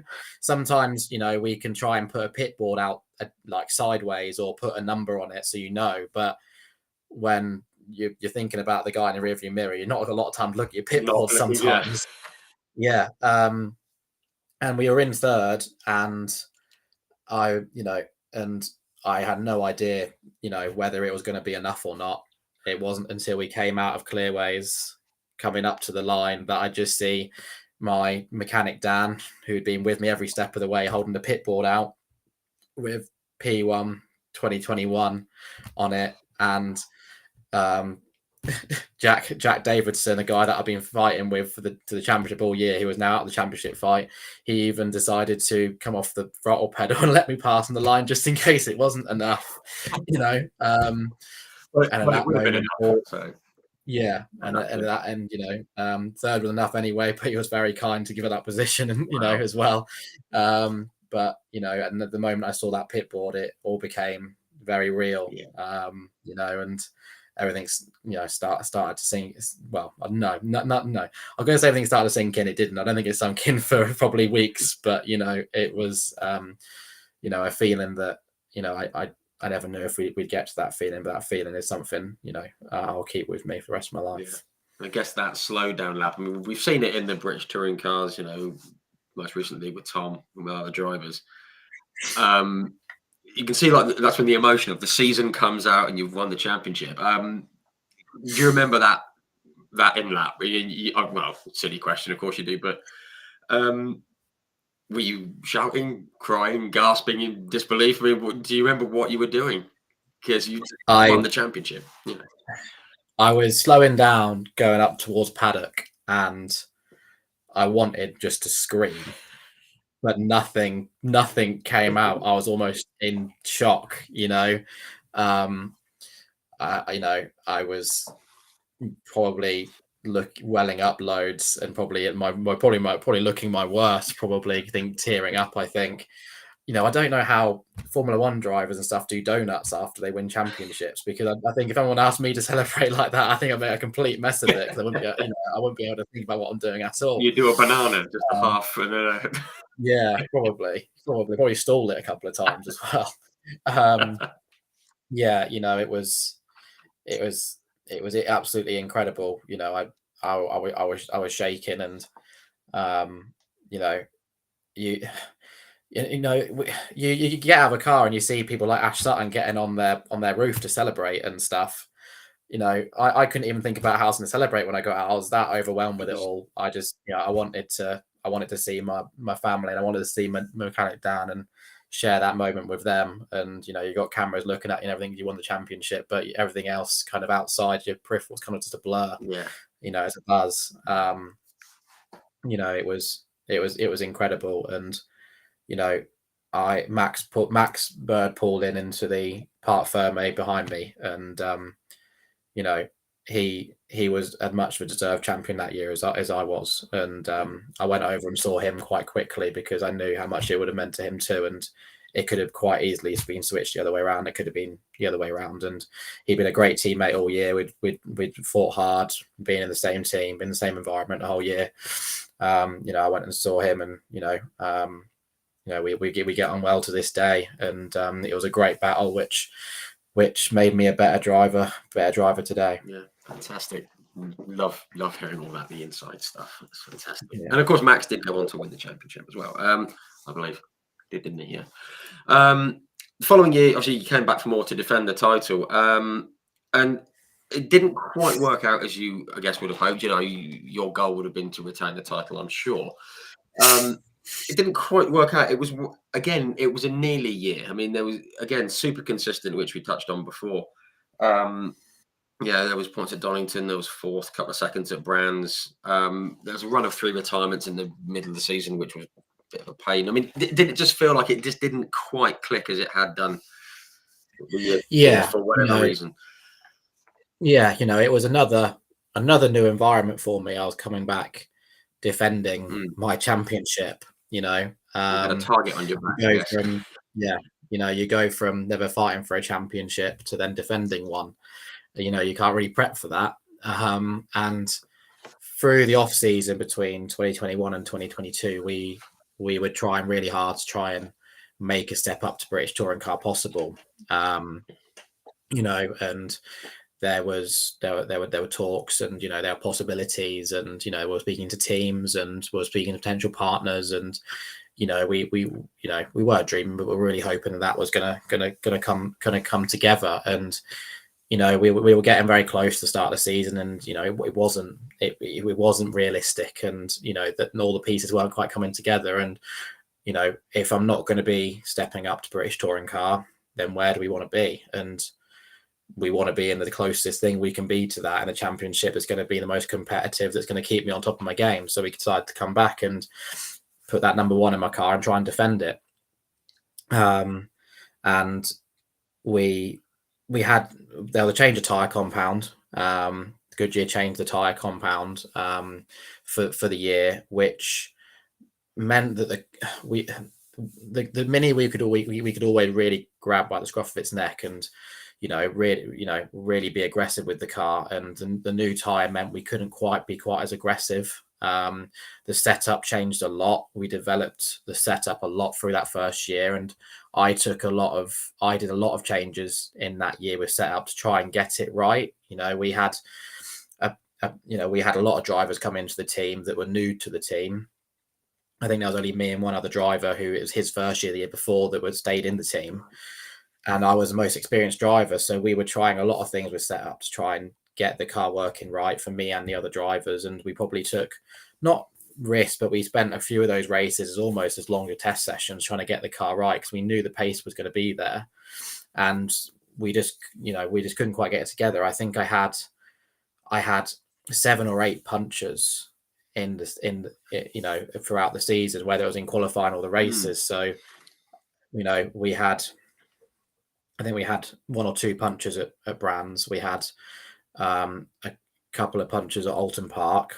We were really fighting, and Goodyear just they were right. I was aggressive with the car. I was pushing it to its complete limit, and it was too much for what the tyre needed, and our setup wasn't quite right to getting it gel to me and gel to the tyre.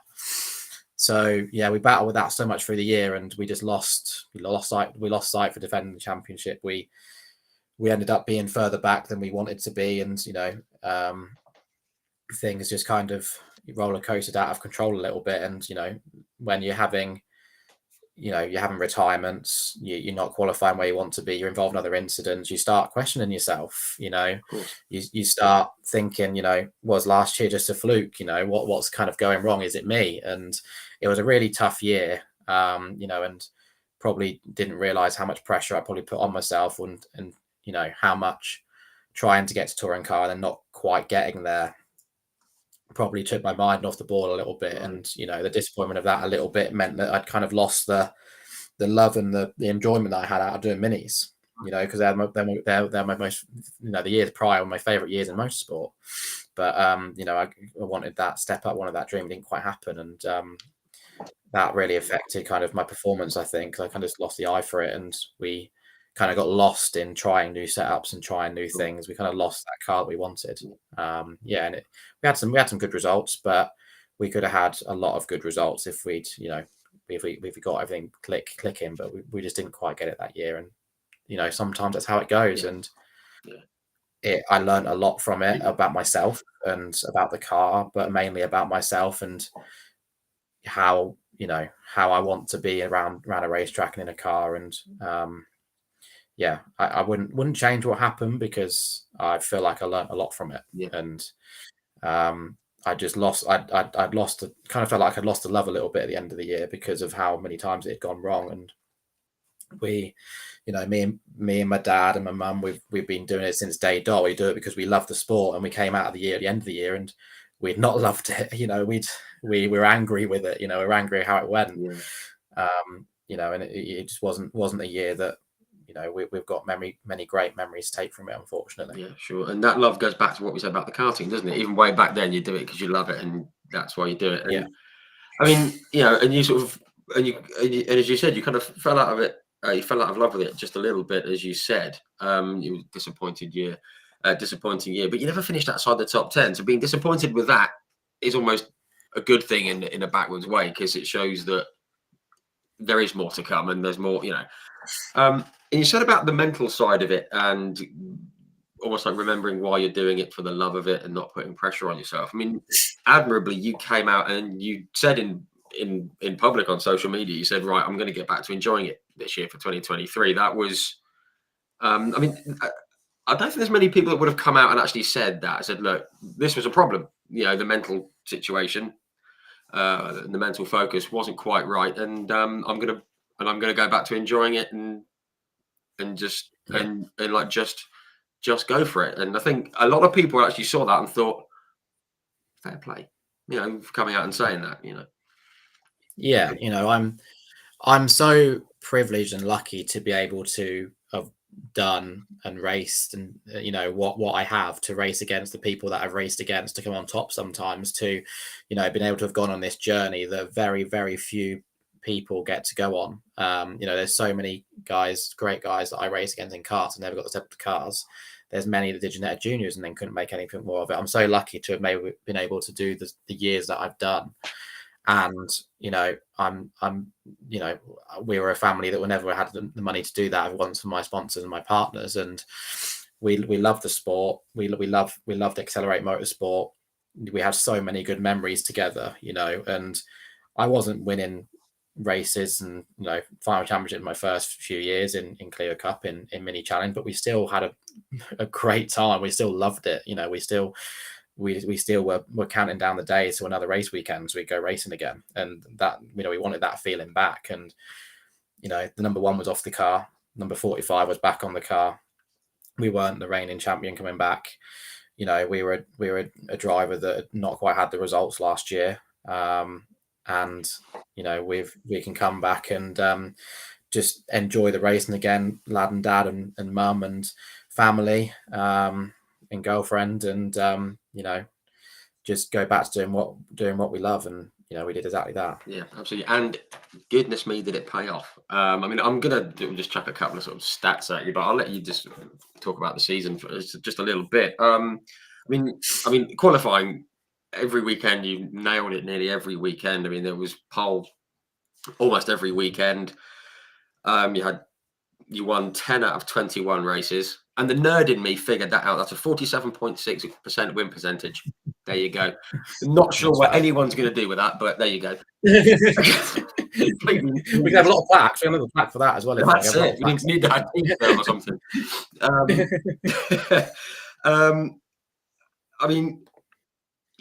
You obviously knew that the pace was in the car.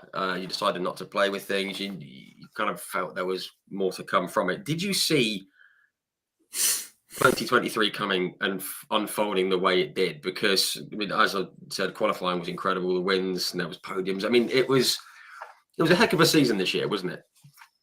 Oh yeah, it was.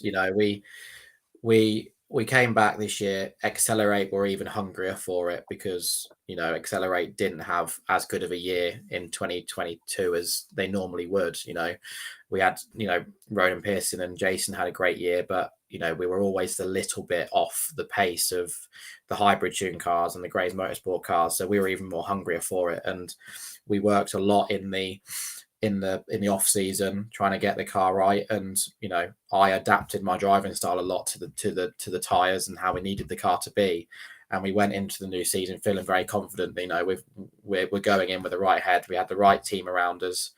We were in a good mindset to just go out and enjoy it, have a laugh. But when the helmet goes on, it's full concentration mode. Let's go and see what can happen. And we went out in quali, and P1 was on that board in quali with a few minutes to go, and the time gap was there, and we'd done the business, and we were like, we're up for this, let's go again. And the results started straight away. We did race 1 in the dry, really tough battle with Sam Smith to come out on top. I think also maybe we were fastest lap as well, to then race 2 in the pouring rain to go and win again with a fine margin. Yeah. We did it in both conditions. We showed everyone we're here, we're going to show up. And hybrid tune with the team to beat last year, and we'd just beaten 2 or 3 of their cars in the first 2 races, so straight away everything was clicking right. Yeah.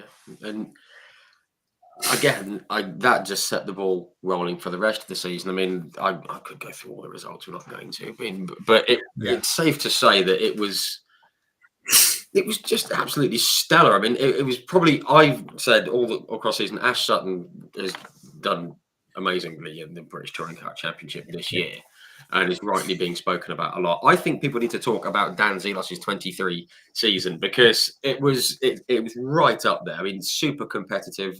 And to do what you did, to win the title with 2 races to spare, it doesn't sound much on the face of it, but in the mini challenge, that's pretty crazy, with the drop scores and all the penalties and all the other bits and pieces that go on. I think it's right up there. Needs to be spoken about more. It's just my I appreciate that, but to be talked about in the same conversation as Ash Sutton means a lot to me, 100%. But I was considered. The team were consistent as well. The car did not skip a beat all year, and we worked hard for that in the off season. But as a massive thanks to EXCELR8 for doing that, they bounced back just as much as I did after the tough season we had.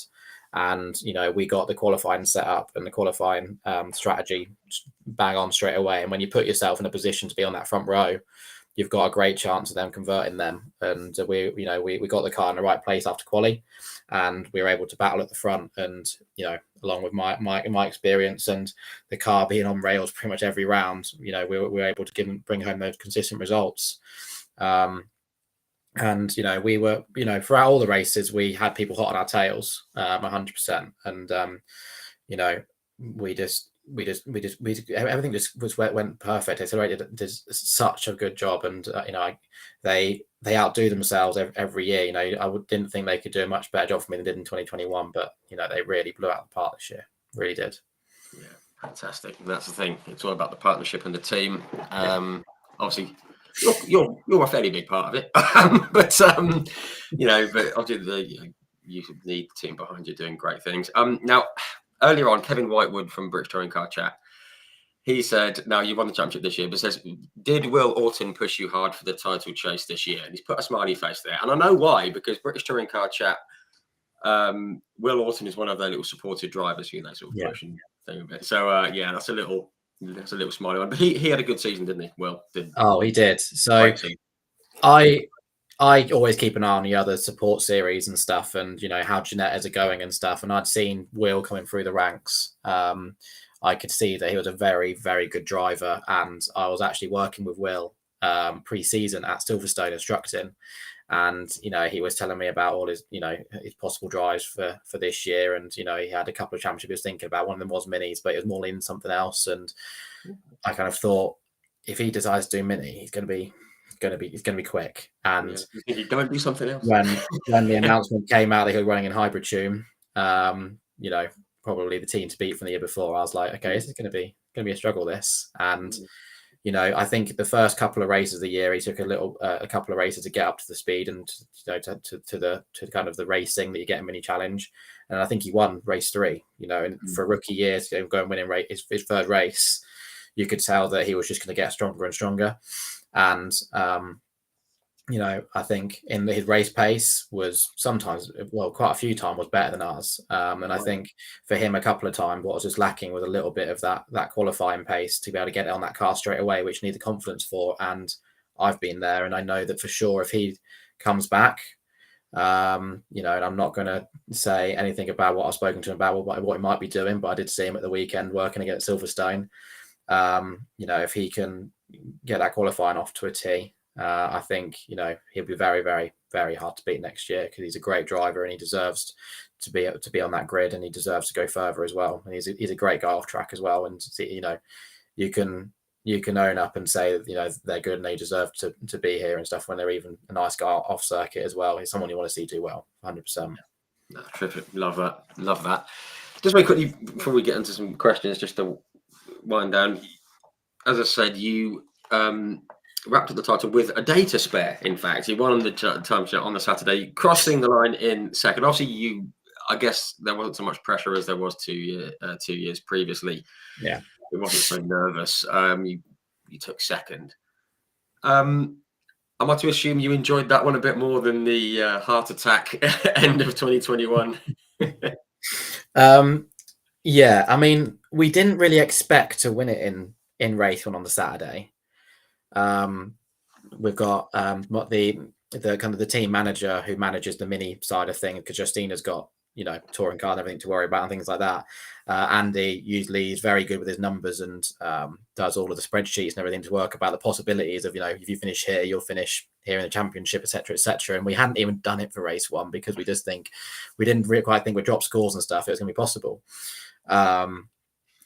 And yeah, we kind of came across the line, and I was like, I think we're in a fairly good position here. Look, with the points we're taking home and stuff like that, depending on fastest laps again. But we've got 2 races. We just got to keep our heads. And we then came across the line, and I saw the P1, but this time 2023 on the board, and I realized that it was happening, and to win it a day to spare. In the fashion that we did, it felt absolutely unreal, and showed how far we'd kind of come. I know that we won in 2021, but we felt like we took some steps back and some confidence beatings and stuff to then come back and then do it in the style that we did. yeah, felt amazing. And if it definitely was nicer to do it that way than it was like it was in the race for in 2021. I'll take that kind of winter championship any day. That's for sure. Yeah, absolutely. Yeah, being able to breathe through it, it's probably Yeah. probably helps. No, it was fantastic, and it just sort of crowned a terrific season. And again, huge congratulations on it. It was from I think all the fans who will see this and hear this will agree it was fantastic to watch. So thank you for it. It was it's been great to see. No, I appreciate it. No, I'm glad that people watched it and were able to live a little bit of the moment with me. And some people called me a little bit boring at times for some of the results that we had, but we had some really good ones in there as well. And even up to the last race of the season, coming from further back and stuff as well. So no, it's amazing. I'm very privileged to be able to have been able to do it, and sponsors like Devanti to stay on board with me and EXCELR8 to keep the arm around me when I needed it most. It was a family effort, and when I say family, it's not just my family that live under my roof. It's EXCELR8, it's my partners. It's all because of them, and I'm just very thankful that we had the opportunity to do it. Yeah, fantastic, brilliant.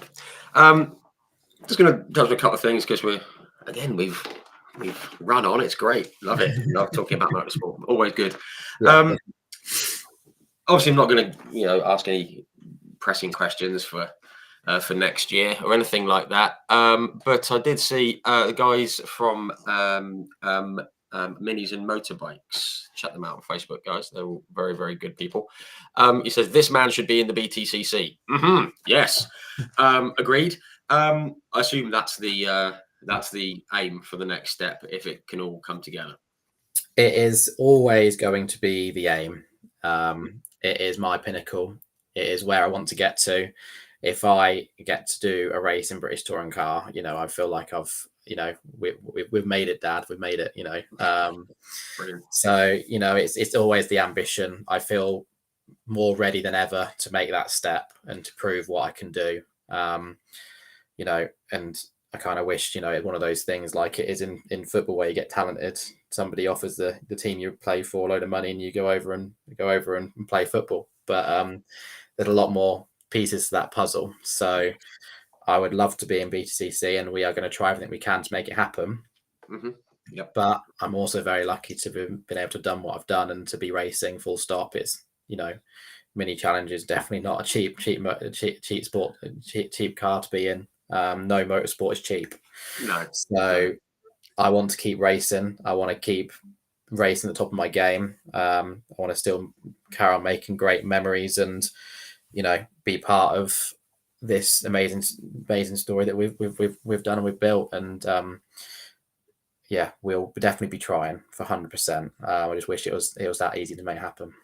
Yes, and it definitely isn't, despite what I see across social media. So I says, why doesn't so and so join this team? It's like, it doesn't work that way. But I would obviously love to see you step up into the BTCC. I think everyone watching would love to see it as well. So we'll keep everything crossed and hope it all falls into place for you. Fingers crossed. Thank you. Yeah, great stuff. Right, okay. Now we need to just touch on something here. Oh, there was a little comment there from Lee Spelzini, who you mentioned earlier. That might be a good one to finish on. Let's have a very quick look through your questions, folks. We have got. Where are we? Let's have a scroll. Sorry about this, folks. If there was an easy way to do this, then I would. So I'll say hello to Emma Thompson, who we said at the start of the chat. She's at our RMT Garage Equipment, one of your sponsors, proud sponsor. Huge thanks to her, I'm sure. Okay, let's have a quick scroll down. Goodness me, there's more comments than I thought. Sorry, folks. Okay. Dave Zeus Cox, known as Zeus. Hello, Dave. He says, who has taught you the most for your driving skills on track? I mean, you've touched on Paul Rivette and all these guys. Who's kind of taught you the most? Without being unfair to others, of course. Yeah, I know. I don't upset anybody. That's so tough. I'm sure we'll understand. Really tough. I mean, for my first kind of jump into car racing, and the pre-season leading up to my first season in Jeanetta Juniors, Stefan Hodgetts worked so hard with me, and worked me till I was almost breaking, and was teaching me to go over my limits, which I didn't feel comfortable to do, to then hone it back, and spent a lot of time in gravel traps with me as well on test days and track days. So I think he taught me so much to make that step, and to become good in Jeanetta Juniors. But equally, Paul Rivette's teach me how to drive the front wheel drive Clio the right way.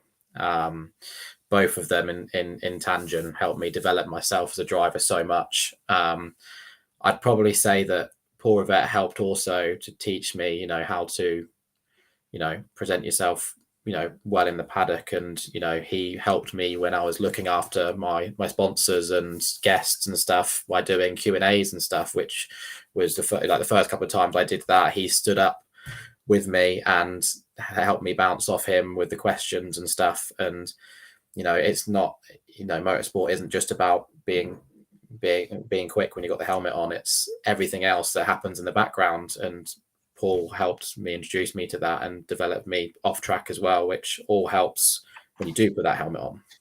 So it's Steph and Paul for me, and maybe Paul just into that a little bit more for the experience and what he helped me learn off track as well. Fantastic, great stuff. Thank you for the question, Dave. Right. We're going to thump through some little quick fire ones. Here we go. Mimi Lane and Paul Turner said, what is Dan's favourite post-race weekend food treat? What if you've had a good weekend, what do you think? Oh, that's a hard one. My missus is a massive foodie, so sometimes, especially after I've kept her out on a cold weekend somewhere like Brands Hatch or something like that, she it's more what can I get her to get back in her good books. I love a good Indian takeaway though. Indian takeaway, yeah, we've got a good Indian near me. Yeah, probably would be an Indian takeaway. Good stuff. You're a man after my own heart. Nothing too hot though. I'm a bit of a spice wuss. Matt Walker, is there any DZ45 merch coming in 2024? Yes, a lot of people have been asking me about this recently. We are looking to definitely update the merch next year. We've got to make sure that we get partners on board and work out what the car, whatever car it is, looks like. But there'll definitely be some merch coming next year. I want to make it a lot more accessible for people to get as well. A lot of planning goes into that, and sometimes we leave it a little bit late into the season because we're worried about everything else, else that comes together for a season. But there will be some coming for sure, and I'll try and make sure that I do keep everyone updated with that. Smashing. Looking forward to that. Good stuff. Katie Eames, if you hadn't got into karting, what would you have wanted to do in life? Good question. We like that. Oh, that is a good question. God, we're rolling back the years now. I played a lot of sports when I was younger. I was, I played football for the local team. Played football for the school. I played rugby until my dad realised that I'm probably going to break a bone in that, which was going to stop me karting. Played tennis. I was very competitive, so I was in any kind of sport. My height wouldn't have helped me in football, I don't think, but I was kicking a ball from very young. But I think I would have backfired when puberty hit. So I don't know. I've always had a big interest in graphic design as well, and I did graphic design at university. So maybe I would have gone more down that route. I don't know. Good question. Never really thought what if, to be honest. Plenty of possibilities. Just enjoy what you're doing now, isn't it? That's what it's all about.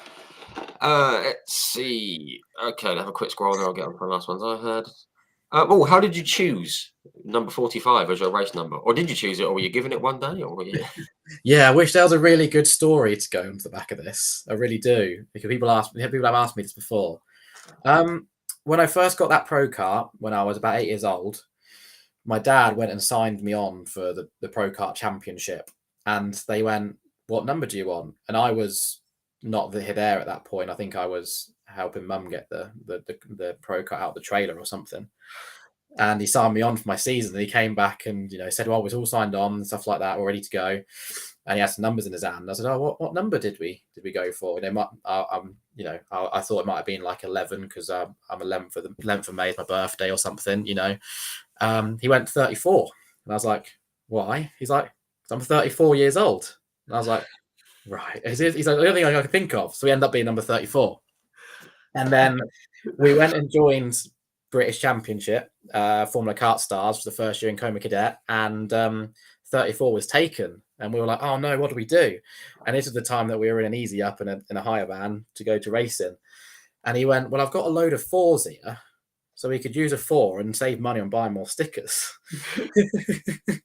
So then we went, what do we want? And there were a lot of numbers taken because Formula Kart Stars that year was, you know, there was like 90 entrants. There wasn't many numbers available, and Right. we ended up with 45. So Anything with a 4. yeah, so something with a 4 had to be, and it ended up being 45. But I didn't, you know, 44 was taken because that was Lewis Hamilton's number, and everyone wanted 44, so we couldn't use all the 4s we had. So yeah, I think the option was 45 or I want to say something like 48, but I prefer it for odd numbers. I've always preferred odd numbers, so yeah, ended up being 45. You know, 44 for Lewis Hamilton. The next Lewis Hamilton 45. You know, that kind of went down in the head. Didn't quite happen, but you know, we'll dream. Is that when Nick Hamilton phones up and goes, "Oi"? Yeah. Avoid that. Yeah, good stuff. That's a great reason. I love it. Anything with a 4, love it. I've got to say, Darren Thipthorpe works for Arrow Helmets. He says, we can't do it in full, but it says, talk us through those helmets behind you. And he's got a big smiley emoji, so he knows exactly what they are. yeah. I've only got 3 of my helmets. I only 3, but yeah. So the one you can probably see there was my first painted karting helmet. So cool. I had my dad's motorbike helmet at first when I started racing karts, which was an Arai, because the family's always been an Arai family, with blue flames all over it, and you know, I loved it. And then I rolled my go-kart, didn't go down too well, and the helmet was gone. So I was then, you know, Christmas came round again, and you know, he said, I'll get you a helmet for Christmas. So we JLF Designed, which is a local painter to where I live. We spoke to them, and we got the orange and yellow flamed Arai kart helmet. And then we had a little upgrade a year later, which was that one there, which is very similar design, but I added a Tasmanian Devil on the back because my I don't know why I'm saying this on a pod. My Xbox Live name was Daz, which is my initials, Manian Devil on Xbox Live. So then the Tasmanian Devil came on the back, you know, and then we got a green helmet a green Arai again when we went car racing because I was sponsored by Evergreen Tires. So we had that for a few years, and then we went to Davanti Tires, and then the orange kind of came, and then that's my current helmet there, which I had this year, which is again an Arai. So if it's not broke, don't change it. I've always been lucky for an Arai helmet, so yeah, kept it. Oh, cool, great stuff. Everyone loves a helmet design. Yeah, everyone loves one. So there you go, Darren. That's the helmet section for you. Cheers for tuning in, mate. Right, we're going to start through the questions that I've. One more. Roger Algar, would you like to race a classic mini at some point? Maybe at Goodwood. Oh yeah, definitely. You know, grew up watching Italian Job and stuff like that. Yeah, yes. You know, anything like that would be awesome. Yeah, fantastic. I'd love to see that. And if you don't want to go, I'll do it. Very slowly. Right, there's a question here. Diffan Evans, evening Diffan. One of the questions I've got here. Is there a circuit anywhere in the world that you'd love to race at? And while we're at it, what's your favourite one that you've raced? Oh, so many good potential tracks that I'd love to do. I feel like it's a bit of an easy answer, but I'd love to do Spa. Watching it on Formula One and stuff. I think I'd love to do Spa. Yeah, always a popular show. Yeah, and Suzuka. That'd be phenomenal. Pretty much any track on the Formula One calendar wouldn't be bad, though, would it? Really, it'd be all right. Yeah, yeah, definitely. So yeah, too many to choose from. What was the other question? Sorry. Your favourite one that you've driven so far? Driven so far. obviously got lots of good memories at Brands Hatch, especially the GP circuit. I loved the GP circuit. But I do miss Thruxton quite a lot because obviously minis don't go there, and the flat out thrills around Goodwood and around Noble, around that flat out section, I think would be amazing in the mini. The off camber. Oh. Yeah, I bet bouncing around sideways in the mini. I bet a JCW would be amazing there. It's a shame we can't go there. So yeah, toss up between Brands GP and Thruxton for me. Yeah, 2 excellent circuits, 2 of my favourites as well, so that's very good. Okay, just a couple more. Let's have a look. Oh, but this is a horrible one because Justina might hear this. What's the best racing car you've ever driven? Oh, what I should say is the Bristol Street Motors Hyundai i30. Yeah, that's what I should say. Definitely, plug that Bristol Street Motors in there. When I was jumping out of Ginetta Juniors before we made the stepped Clio Cup, I did a test day with JHR Developments in their Formula 4 car, which was a little of a dream come true, jumping into a single seater Formula 4, Formula 1. Did a day at Donington Park, and that was absolutely immense that day. I loved racing that single seater Formula 4 car, and I'd always want a little bit more of that. I definitely wouldn't fit in one now. I'd probably say that, but it would be a toss up between that Formula 4 car and definitely the Hyundai, the British touring car Hyundai. So different, but so exciting, so fast. And I think if I'd had a little opportunity at the Formula 4, I'd probably say British touring car now. But just that I only got a little taste of it, I think, which is why I'm just intrigued to know to do it again. Yeah. Oh, good stuff. Okay, final question, and it's always provoking because we always say about 90 minutes for these things, 60 to 90 minutes. We've done 122, but don't mind, it's all good. Yeah, it's all very good. Much longer one, don't worry.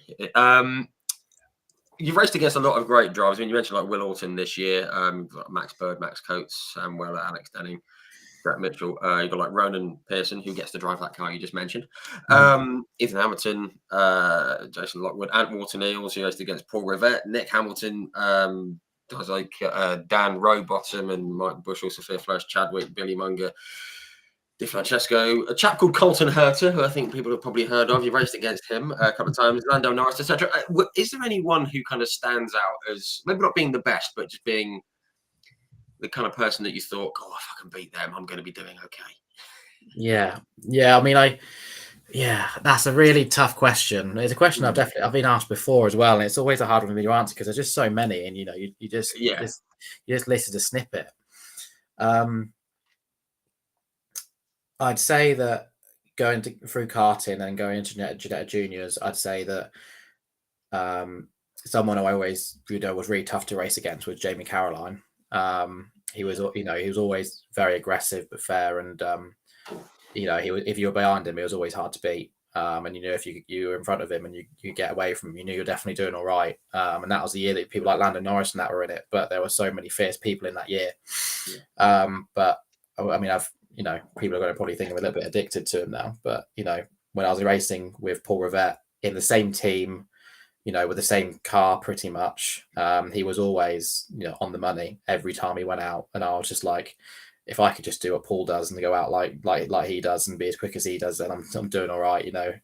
He always just found those extra couple of attempts out of that car, which I was always chasing to find, and I maybe find it by the end of the weekend, but he'd come out of the blocks on the Friday and be there. So yeah, a couple there. Yeah, terrific, great stuff. I think that's probably a great opportunity to wrap things up. So firstly, thank you everyone for tuning in. We all love a chat. We always run over a little bit longer, but hey, it's a Wednesday night. It's fine. Yeah. We're only missing Coronation Street. Don't worry. Thank you everyone who's tuned in. Thank you for the questions and the comments. Hope we've covered everything. And there was a great comment I did see earlier from Lee Spelzini, who you mentioned earlier on, your like mental health sort of coach, I guess. And he's quoted the great Valentino Rossi. He says, the passion to have fun is the most important thing. And I think that's obviously borne out in your championship this year. And I guess you would absolutely agree with that. Yeah, 100%. This, whatever you do, you've got to make sure you're enjoying it. You only live once, and I've been very lucky to be able to have done what I've done, and yeah, you got to have that passion, 100%. Yeah, absolutely. We're here for a good time, not a long time. Yeah. Good stuff. Great way to end. Dan, thank you very, very much for coming on and having a chat. Thank you for your time at Brands Hatch. I finally got around to coming to say hello to you. Thank you for coming on. Thank you for your insights and memories. And it's been great to hear from you. And obviously, we wish you all the best going forward, wherever it may take you.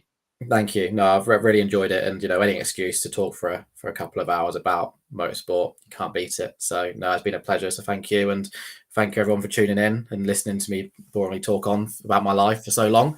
That's not only some of it. So no, thank you for coming on, everybody, and I hope you have a good rest of your short evening. Yeah. Here, what's left of it. Yes. Great stuff. Dan, thank you very much. Thank you, everyone. We're back next Thursday with a retired Formula One driver, among other things. So we'll see you next week. We'll be announcing that very soon. But thanks very much, everyone, and thanks again to you, Dan. And we'll see you very soon. Cheers. Thank you. Cheers, guys.